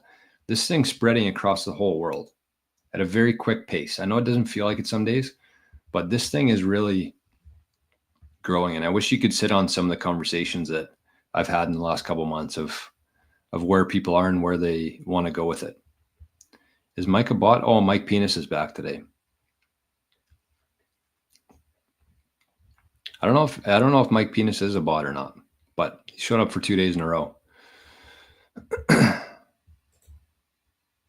Captain Codeman says 2 worst cases. It goes to 0 due to a flaw, or it goes to 1 billion after you lost all yours.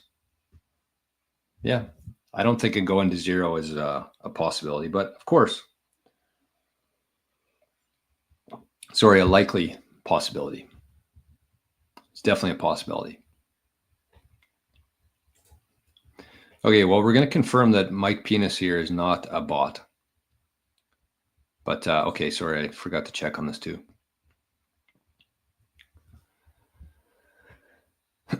Too much Monero chat in the conversation today. But that's okay. That's what the chat's for. Phoenix Love says block space is scarce. Likely will be fuel for tension in the future. Exactly. That's exactly where I'm going with this. And Timber Crasher says the same. Next Bitcoin war, instead of block wars, it's going to be block space wars. Yeah, that's kind of how I see this whole thing going too. And I mean, you have to keep in mind here that there are still things that we can do about this, right? Like we're still at the very early stages of this whole thing.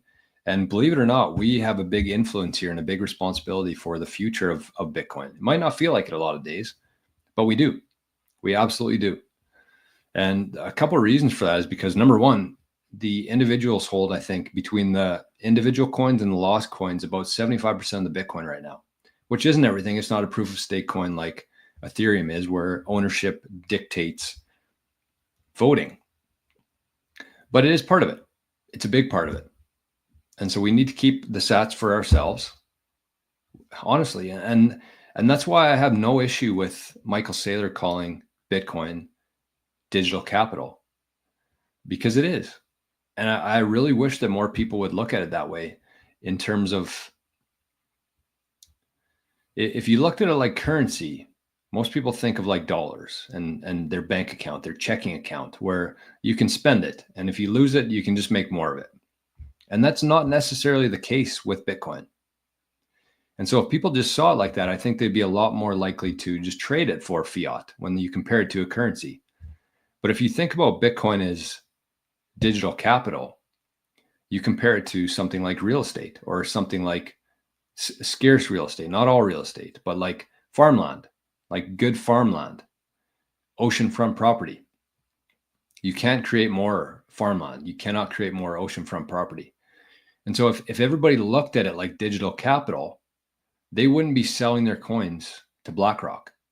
And that's how we keep Bitcoin for, as it was intended to be used, to separate money from state.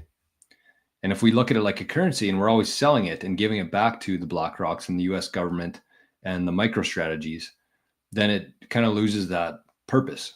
So if you look at it like digital capital that you can spend, that's why it's so much better than, in my opinion, than farmland and oceanfront property.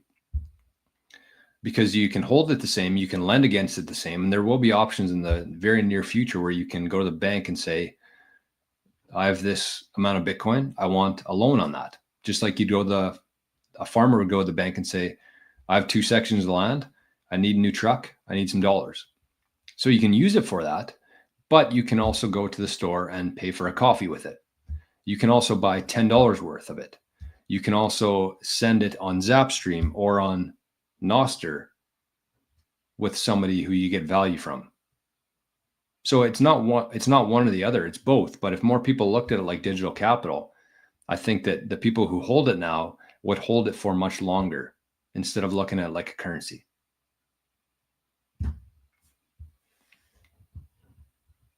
Anyways, Stephen, I highlighted your comment here. Happy New Year, my friend. In Ireland, I got a really good video from Stephen over the holidays from his family. He was gathering for Christmas, and he sent a little video about talking about Bitcoin and a few other things, and saying hi to the Canadian. So cheers, Stephen. That video made my day. And Happy New Year to you. I really appreciate all the support that you've given to the channel here and to me in 2024. It definitely does not go unnoticed. That's for damn sure. Oh, we got some more zaps coming in here. I would love to play Fat Zap Friday, even though it's not Friday today, but it feels like a Friday. Maybe we'll end the show with Fat Zap Friday. But we got 2,000 sats here from Jason. Happy New Year, Jor. Thank you, Jason. Another big supporter of the channel here. And we got 10,000 sats. Wow. Happy New Year to Jor and Arnie. Thank you for the great content. Holy man. Thank you. Thank you. That is awesome. All right, what else do we have here?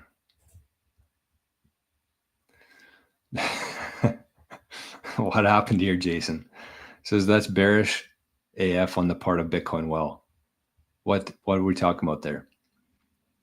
Keep Rumble. Okay, well, we had 10 people watching on Rumble. But I wish the comments could show up here from Rumble. I wish there was a way to do that. All right. Oh yeah, inflation affecting everything. Yeah, that's what we're talking about here. They cut the sats from 500 minimum to 210. But it's gonna keep happening. Everything we do, everything we see is gonna be just keep cutting in half as Bitcoin becomes more valuable. So that's what I've been saying for the last 365 days and beyond here. is like, do not take anything for granted here. Anytime you can trade $1 for sats, anytime you can go onto Fountain and listen to a podcast and earn free sats, anytime you can go onto ZBD and take a poll and earn free sats, do not take that stuff for granted, because they are not going to be here for forever.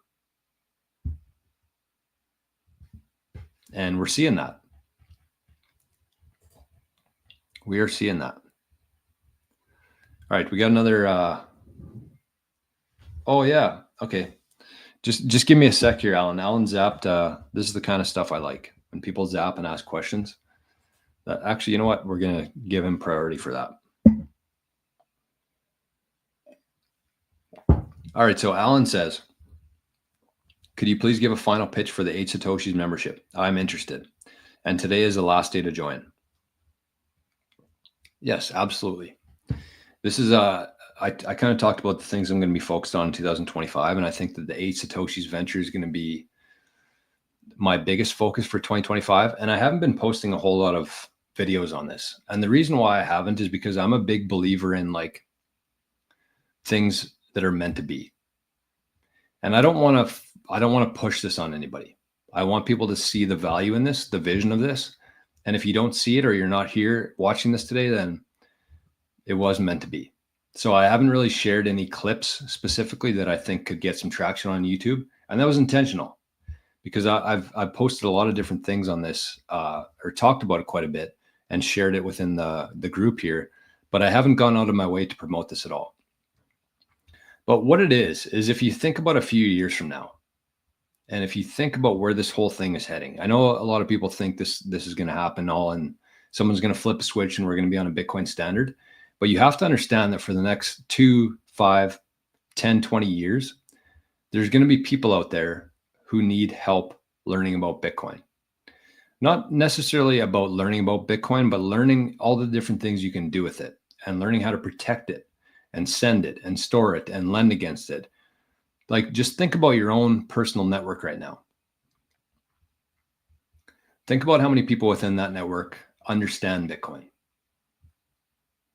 I'm guessing most people here would have about 50 to 100 people that they consider their network of people. That could be friends, family, coworkers, people in your life. Think about how many people understand Bitcoin or even own Bitcoin. It's one thing to own Bitcoin, but it's a different one to understand Bitcoin. So my theory here is that over the next 5, 10 years, there's going to be a lot of people who are interested in learning about Bitcoin. And so what 8 Satoshis is going to do is it's going to take, I think we have about 50 people who have signed up for this so far. It's going to take those 50 people. It's going to compile everything that they've learned so far and put it into like a library, a resource for people. And those 50 people, when they have their friends, family, coworkers, whoever come to them and ask, can you teach me about Bitcoin? I need to learn how to do this stuff. They're just going to direct them to 8 Satoshis. And it's going to be a membership. It's going to be like $5, $8, $10 a month that they can sign up for. They'll have access to all this information as part of their membership. And it's going to be a very good way for people, because if you think about it now, how people learn about Bitcoin is they log onto the computer, they Google Bitcoin. What is Bitcoin? They get directed to some random YouTube channel. It could be this one. But at that stage, you don't know who you can trust. You don't know what information is good. You don't know anything. And so you're desperately looking for anything to cling on to. And a lot of people get significantly burned by doing that. So with this route, they already have the inherent trust built within you. And you say, join this 8 Satoshis Bitcoin network, Bitcoin community. You get access to other Bitcoiners. You can buy and sell with them. You can transact. You can look at any video you want from a whole bunch of different people. And so they sign up for this membership. And so what I'm going to be doing here in 2026 is I'm going to change my Patreon to 8 Satoshis. So let's say there's 50 members of 8 Satoshis that join, which they already have. And each one of those finds 1 or 2 people within their network right off the bat to join this. So that would be what? 100 people, 100 new people times $5. Let's even say $500 a month going into this Patreon. And as a member of 8 Satoshis, you're going to be in equal ownership. You get equal ownership and you get equal voting rights. for things. So you will own just as much as me. Even though I'll be bringing a whole bunch of people into this community, you're going to benefit the exact same amount as I do. So what does that look like then? We get $500 a month from people. We provide the value, we provided the resources, we provided the network here. And that $500 gets paid out and we automatically convert it into Bitcoin. And that's stored as our treasury. And because everybody's equal owners within this venture, we get to vote and say, okay, we got, I don't know, 20 million sats in the treasury here. Do we want to pay out a dividend at the end of the year? Everybody votes on it. So we either keep it in there, we allocate it to something else. Maybe it's a initiative, a local meetup somebody's doing. We vote on everything, how that Bitcoin gets distributed. So it could be in the form of paying for somebody to do a local meetup, paying to promote a podcast, paying to boost something. We vote on it though, with the sole intention of growing the Bitcoin network, growing the Bitcoin community, growing Team Bitcoin. And so then we decide. So every year, maybe we pay out dividends to all 50 owners and they get paid out in Bitcoin. So 2025 for me is going to be spent building the library, building the resources, figuring out a good legal structure, whether that's a corporation, a trust, however that looks, but everybody will be equal owners in it. And so to me, the two whys, I guess I should have maybe started with this, but the reason why I'm doing this, because it really doesn't make a whole lot of sense financially for me to do this. It's pretty stupid actually, to convert money that's all going to me towards 50 people instead. But I really see the power in networks. And when everybody's working towards a similar goal and everybody has equal incentives, that's how things really grow and scale. And so for me, the two reasons why I'm doing this is number one, because I can't scale this myself. We have over 100 people in the community now. I'm doing everything myself. And I really want to add as much value to people. And I feel like the more I spend in it, the more people that join, the less I can give to them, if that makes any sense. So I can't scale this thing myself as it is. It's impossible. And so with the community though, we can scale it. And the second part is that with the Living the Future, for the people who are in there right now, you'd notice that it's not just me providing value. Somebody joins a Signal chat, they ask questions, somebody else from the community answers those questions. They should be rewarded for that. The community should be growing, not my bank account.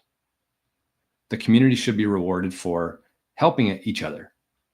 And so that's how I see this. I want to give back. I'm just kind of the guy who put it together, who connected everybody. But if you look through that chat, somebody asks a question, let's say Noah answers it. I'm the one making money, but Noah's the one answering questions. It just doesn't feel right to me. So anyways, if you want to join here, you can join the Patreon. There's right at the top, it says join the Living the Future. You can find the 8 Satoshis group there. And so what it's going to look like for 2025 is that everybody who's on that list at the end of today at midnight tonight is going to be partially signed 8 Satoshis member, just like a partially signed Bitcoin transaction. So you're going to be in, but you pay your fees for 2025. You help build this thing out. And then for 2026, you stop paying fees. So December 31st, 2025, a year from today, if you're a member of this, your fees, you stop paying fees and you start earning fees. Because that's when things flip to going to me, to the venture. And all that that cash gets converted into Bitcoin every month. And you start building a treasury. And every year you get paid Bitcoin dividends if that's what the group decides. So it ends today. So thanks for asking that, Alan. That's I meant to talk about it today, and you kind of just reminded me of it. So I hope that makes sense for people. I know that was kind of a bit of a rant there, but that's okay. I think it's important. Any other questions on that, I guess? Well, I kind of just went off on it, but if you have any questions, if you're looking to join, just throw a question in the chat. I'm happy to answer. Anyways, BTC Hunger Pain says, did you ever do a home loan for more Bitcoin? You talked about it a while back, Paul Michael Saylor long-term loan at low interest rate. I am still working on that, honestly. And I'm hoping to get it done before January 20th for obvious reasons. Alan, I hope that made sense. If you have any more questions, you can just reach out to me somehow and I'll answer, or throw it in the chat. Johnny says, can you comment on why MicroStrategy is not rebounding like Bitcoin and dropping like it is? End of the year selling, taxes? It could be anything. I look at MicroStrategy very similar to how I look at Bitcoin. Like I don't care what it does day to day. I spent a couple weeks trying to, when it was going up, trying to game it, trying to play with leverage and stuff, and I won't be doing that again. I got my MicroStrategy shares. They're going to be there for a very long time. And if it dips down, just like I look at Bitcoin, I'll just buy more. Good morning, Raven. Good morning. XRP belongs in the trash. Yes, agreed. Volunteerism says, why are gold bugs stuck in the past? They don't seem to understand gold has value and they do not understand Bitcoin. And since they don't get either, they don't actually understand money. Yeah, I don't know about that. I think a lot of gold bugs actually do understand money, which is why they hold gold. But I think it's their ego. I think they look at gold as an asset that's been around for thousands of years and Bitcoin that's been around for 16 years. And change is hard for people. Really. You have to be in the right place with the right state of mind to start understanding Bitcoin.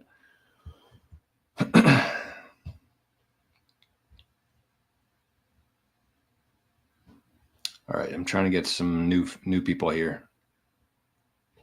That makes me want to get a loan and buy Bitcoin. Yeah, I mean it's yeah, okay, I got you, Jason. Yeah, 210 sats. And Captain Coben says the Bitcoin faucet used to give away 5 Bitcoin for free. And that's how I see this stuff like Bitcoin Well. That's how I see stuff like Fountain. We're going to look back 10 years from now and say, wow, you used to be able to listen to a podcast and earn 50 sats. We'll look at that. They'll look at that the same way that we look at giving away 5 Bitcoin 10 years ago.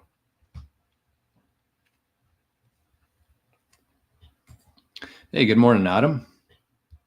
Good to see you, my friend. Daniel said, I think you need to hand us some blue wrenches in 2025. Yeah, I mean, it's whatever. People can, there's just a lot of conversation here. It's hard for me to find good comments to chat about. Monkey Brain loves gold. That's absolutely right. Absolutely right. Misunderstood says, can you make a video about Canadian taxes for the 365-day course? Yeah, I can. But I mean, what would you like to know about it? Because like you don't want to know my opinion on taxes. And yeah, just everything about it. It's just like, it's ick to me. So, I mean, I could talk about a few different ways and how to optimize taxes for sure. And I'll maybe write that down. But yeah, the 365 day, there's no time limit on that. You can join that whenever you want. However, I will say, if you join that, if you're somebody, so the 365 course is going to be 1 Bitcoin video every day for 365 days on a variety of topics, head to toe, start to finish. You're going to have much more conviction over Bitcoin, and you're going to have much better security around your Bitcoin after going through this. But the one thing I will say is that if you do sign up for the 365-day course today, you'll actually be included in the 8 Satoshis venture as well, because it's every tier above 8 Satoshis gets included in the 8 Satoshis venture. And so the 365-day course is a little bit more, but you get a video a day on Bitcoin from me. And depending on how many people join, because it doesn't really make sense for me to do a weekly live call if there's 5 people in there. But if we hit a certain threshold, I'm going to be doing a weekly private show for people just within this group. If they want to come in, ask any specific questions, it's a lot easier for me to do that than try to pretend I know what everybody needs to learn. So I think that would be very beneficial depending on how many people join. Plus, I also want to do a secondary signal chat for the 365 club, where everybody's kind of at the same page, on the same spot in their journey. Everybody can ask questions. I'll be in there. And I might ask a couple of my other buddies to join as well. Some very knowledgeable people. Even the Living the Future community. We have a couple celebrities in there, Bitcoin celebrities in there that chime in once in a while. So that's what I would say on that. If you are interested in joining that, I would join today, because then you get put into the 8 Satoshis venture as well. 2 for 1. Oh, back sore. All right, so should we wrap things up? Was there anything else I want to talk about?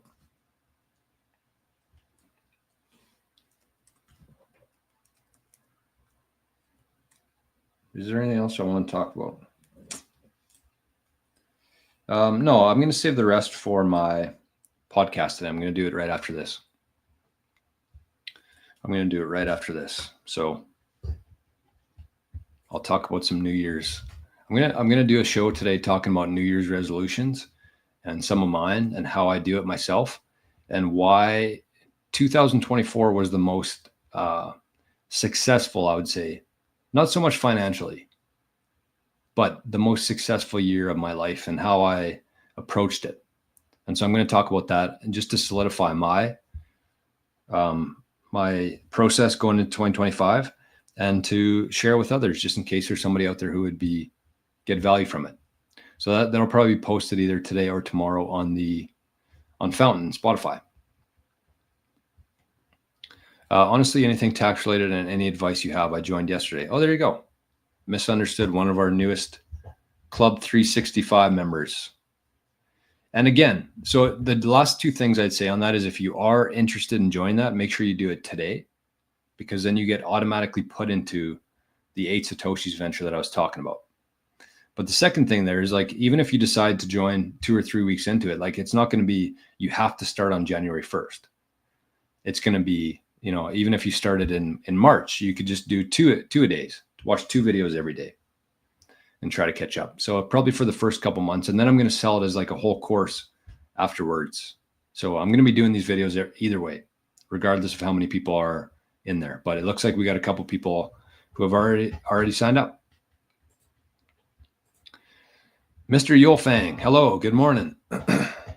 Great to see you. Speaking of Bitcoin Ben, I think Mr. Yulfang is one of the what'd you call it? Regulars over on Ben's channel. Okay. Well, let's wrap things up here. I'm going to leave the show here. How can I do this? Let's try something here. No, I don't know if I'll be able to do that or not. I'm going to go to Wave Like. I'm going to play Fat Zap Friday. And people can send in any amounts you want to, but stick around and listen to this song. It is, I think it's my favorite song on the album. I say that about all of them, but I think Fat Zap Friday is a classic. So again, if you're not on Wave Like yet, make sure you get on there. It's another good way to earn free sats. You can listen to a couple songs every day and earn free sats with a Wave Like account. So you get yourself a profile on here.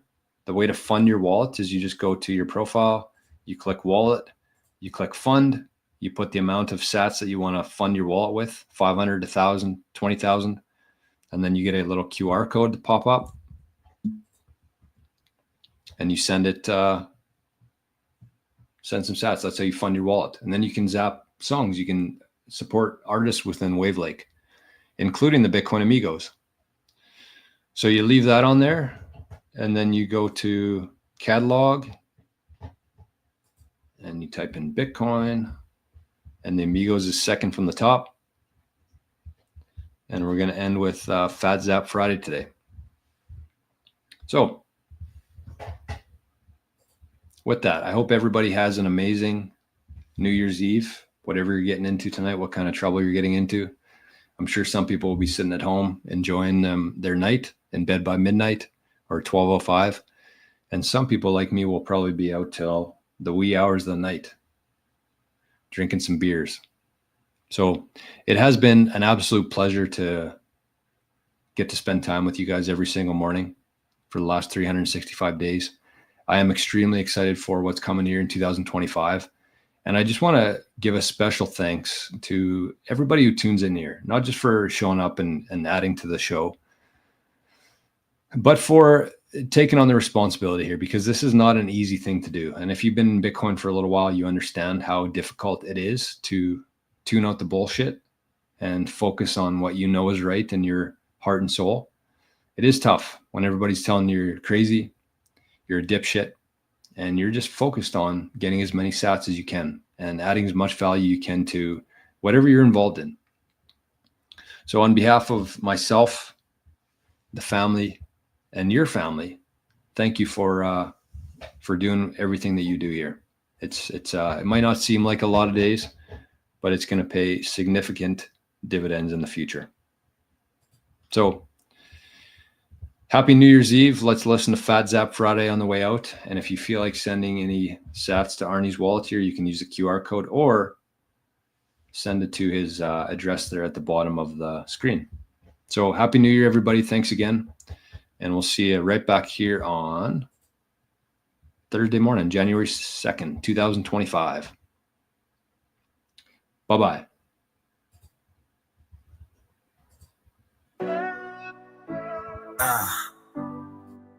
Zap's a king. Zap thing. And the Bitcoin Amigos Friday stream. Energy high, it's like a dream. Music pumps the price higher. Chris, Jordan, Jerry inspired. It's Fat Zap Friday. You might zap less on any other day, but today is Fat Zap Friday. Yeah. Real fat zaps coming in hot, spreading the love, hitting the spot. Yeah. Fat Zap Friday. Yeah. Community loves to show their support, hype in the chat like it's a sport.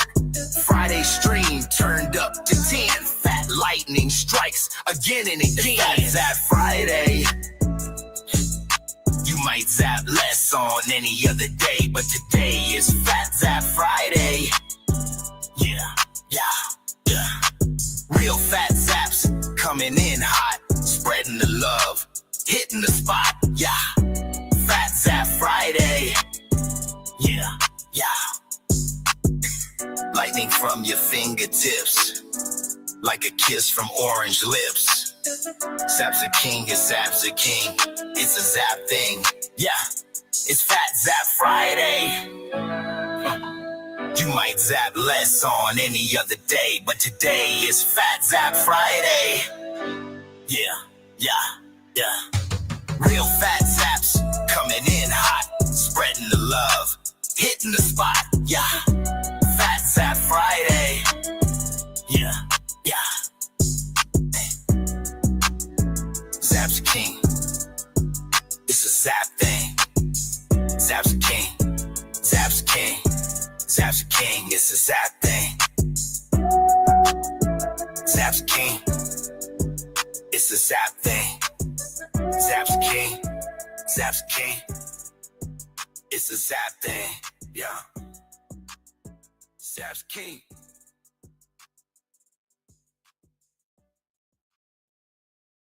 Bitcoin amigos in the house. Well, on a beach, really. On a beach in El Salvador, sitting round a campfire. The Bitcoin amigos party while the price climbs higher. Sats you save today become freedom tomorrow. Bitcoin is the way. Prosperity will follow. Jerry, Jor, and Chris give a toast to all amigos worldwide. Hard work is paying off, though we're keeping our laser eyes. Sats you save today become freedom tomorrow. Bitcoin is the way. Prosperity will follow.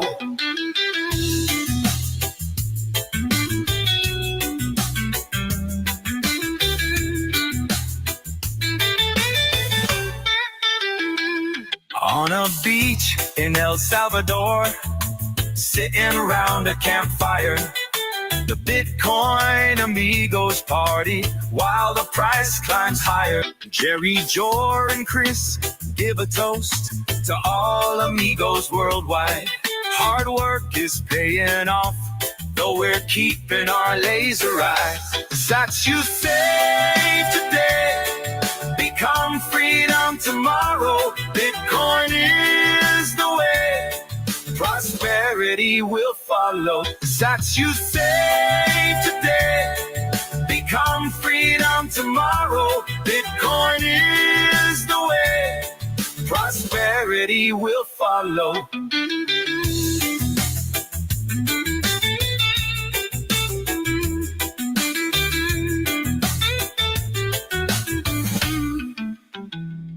On a beach in El Salvador, sitting around a campfire.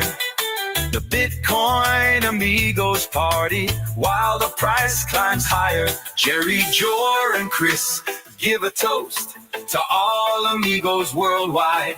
Hard work is paying off, though we're keeping our laser eyes. Sats you save today, become freedom tomorrow. Bitcoin is the way, prosperity will follow. Sats you save today, become freedom tomorrow. Bitcoin is the way, prosperity will follow.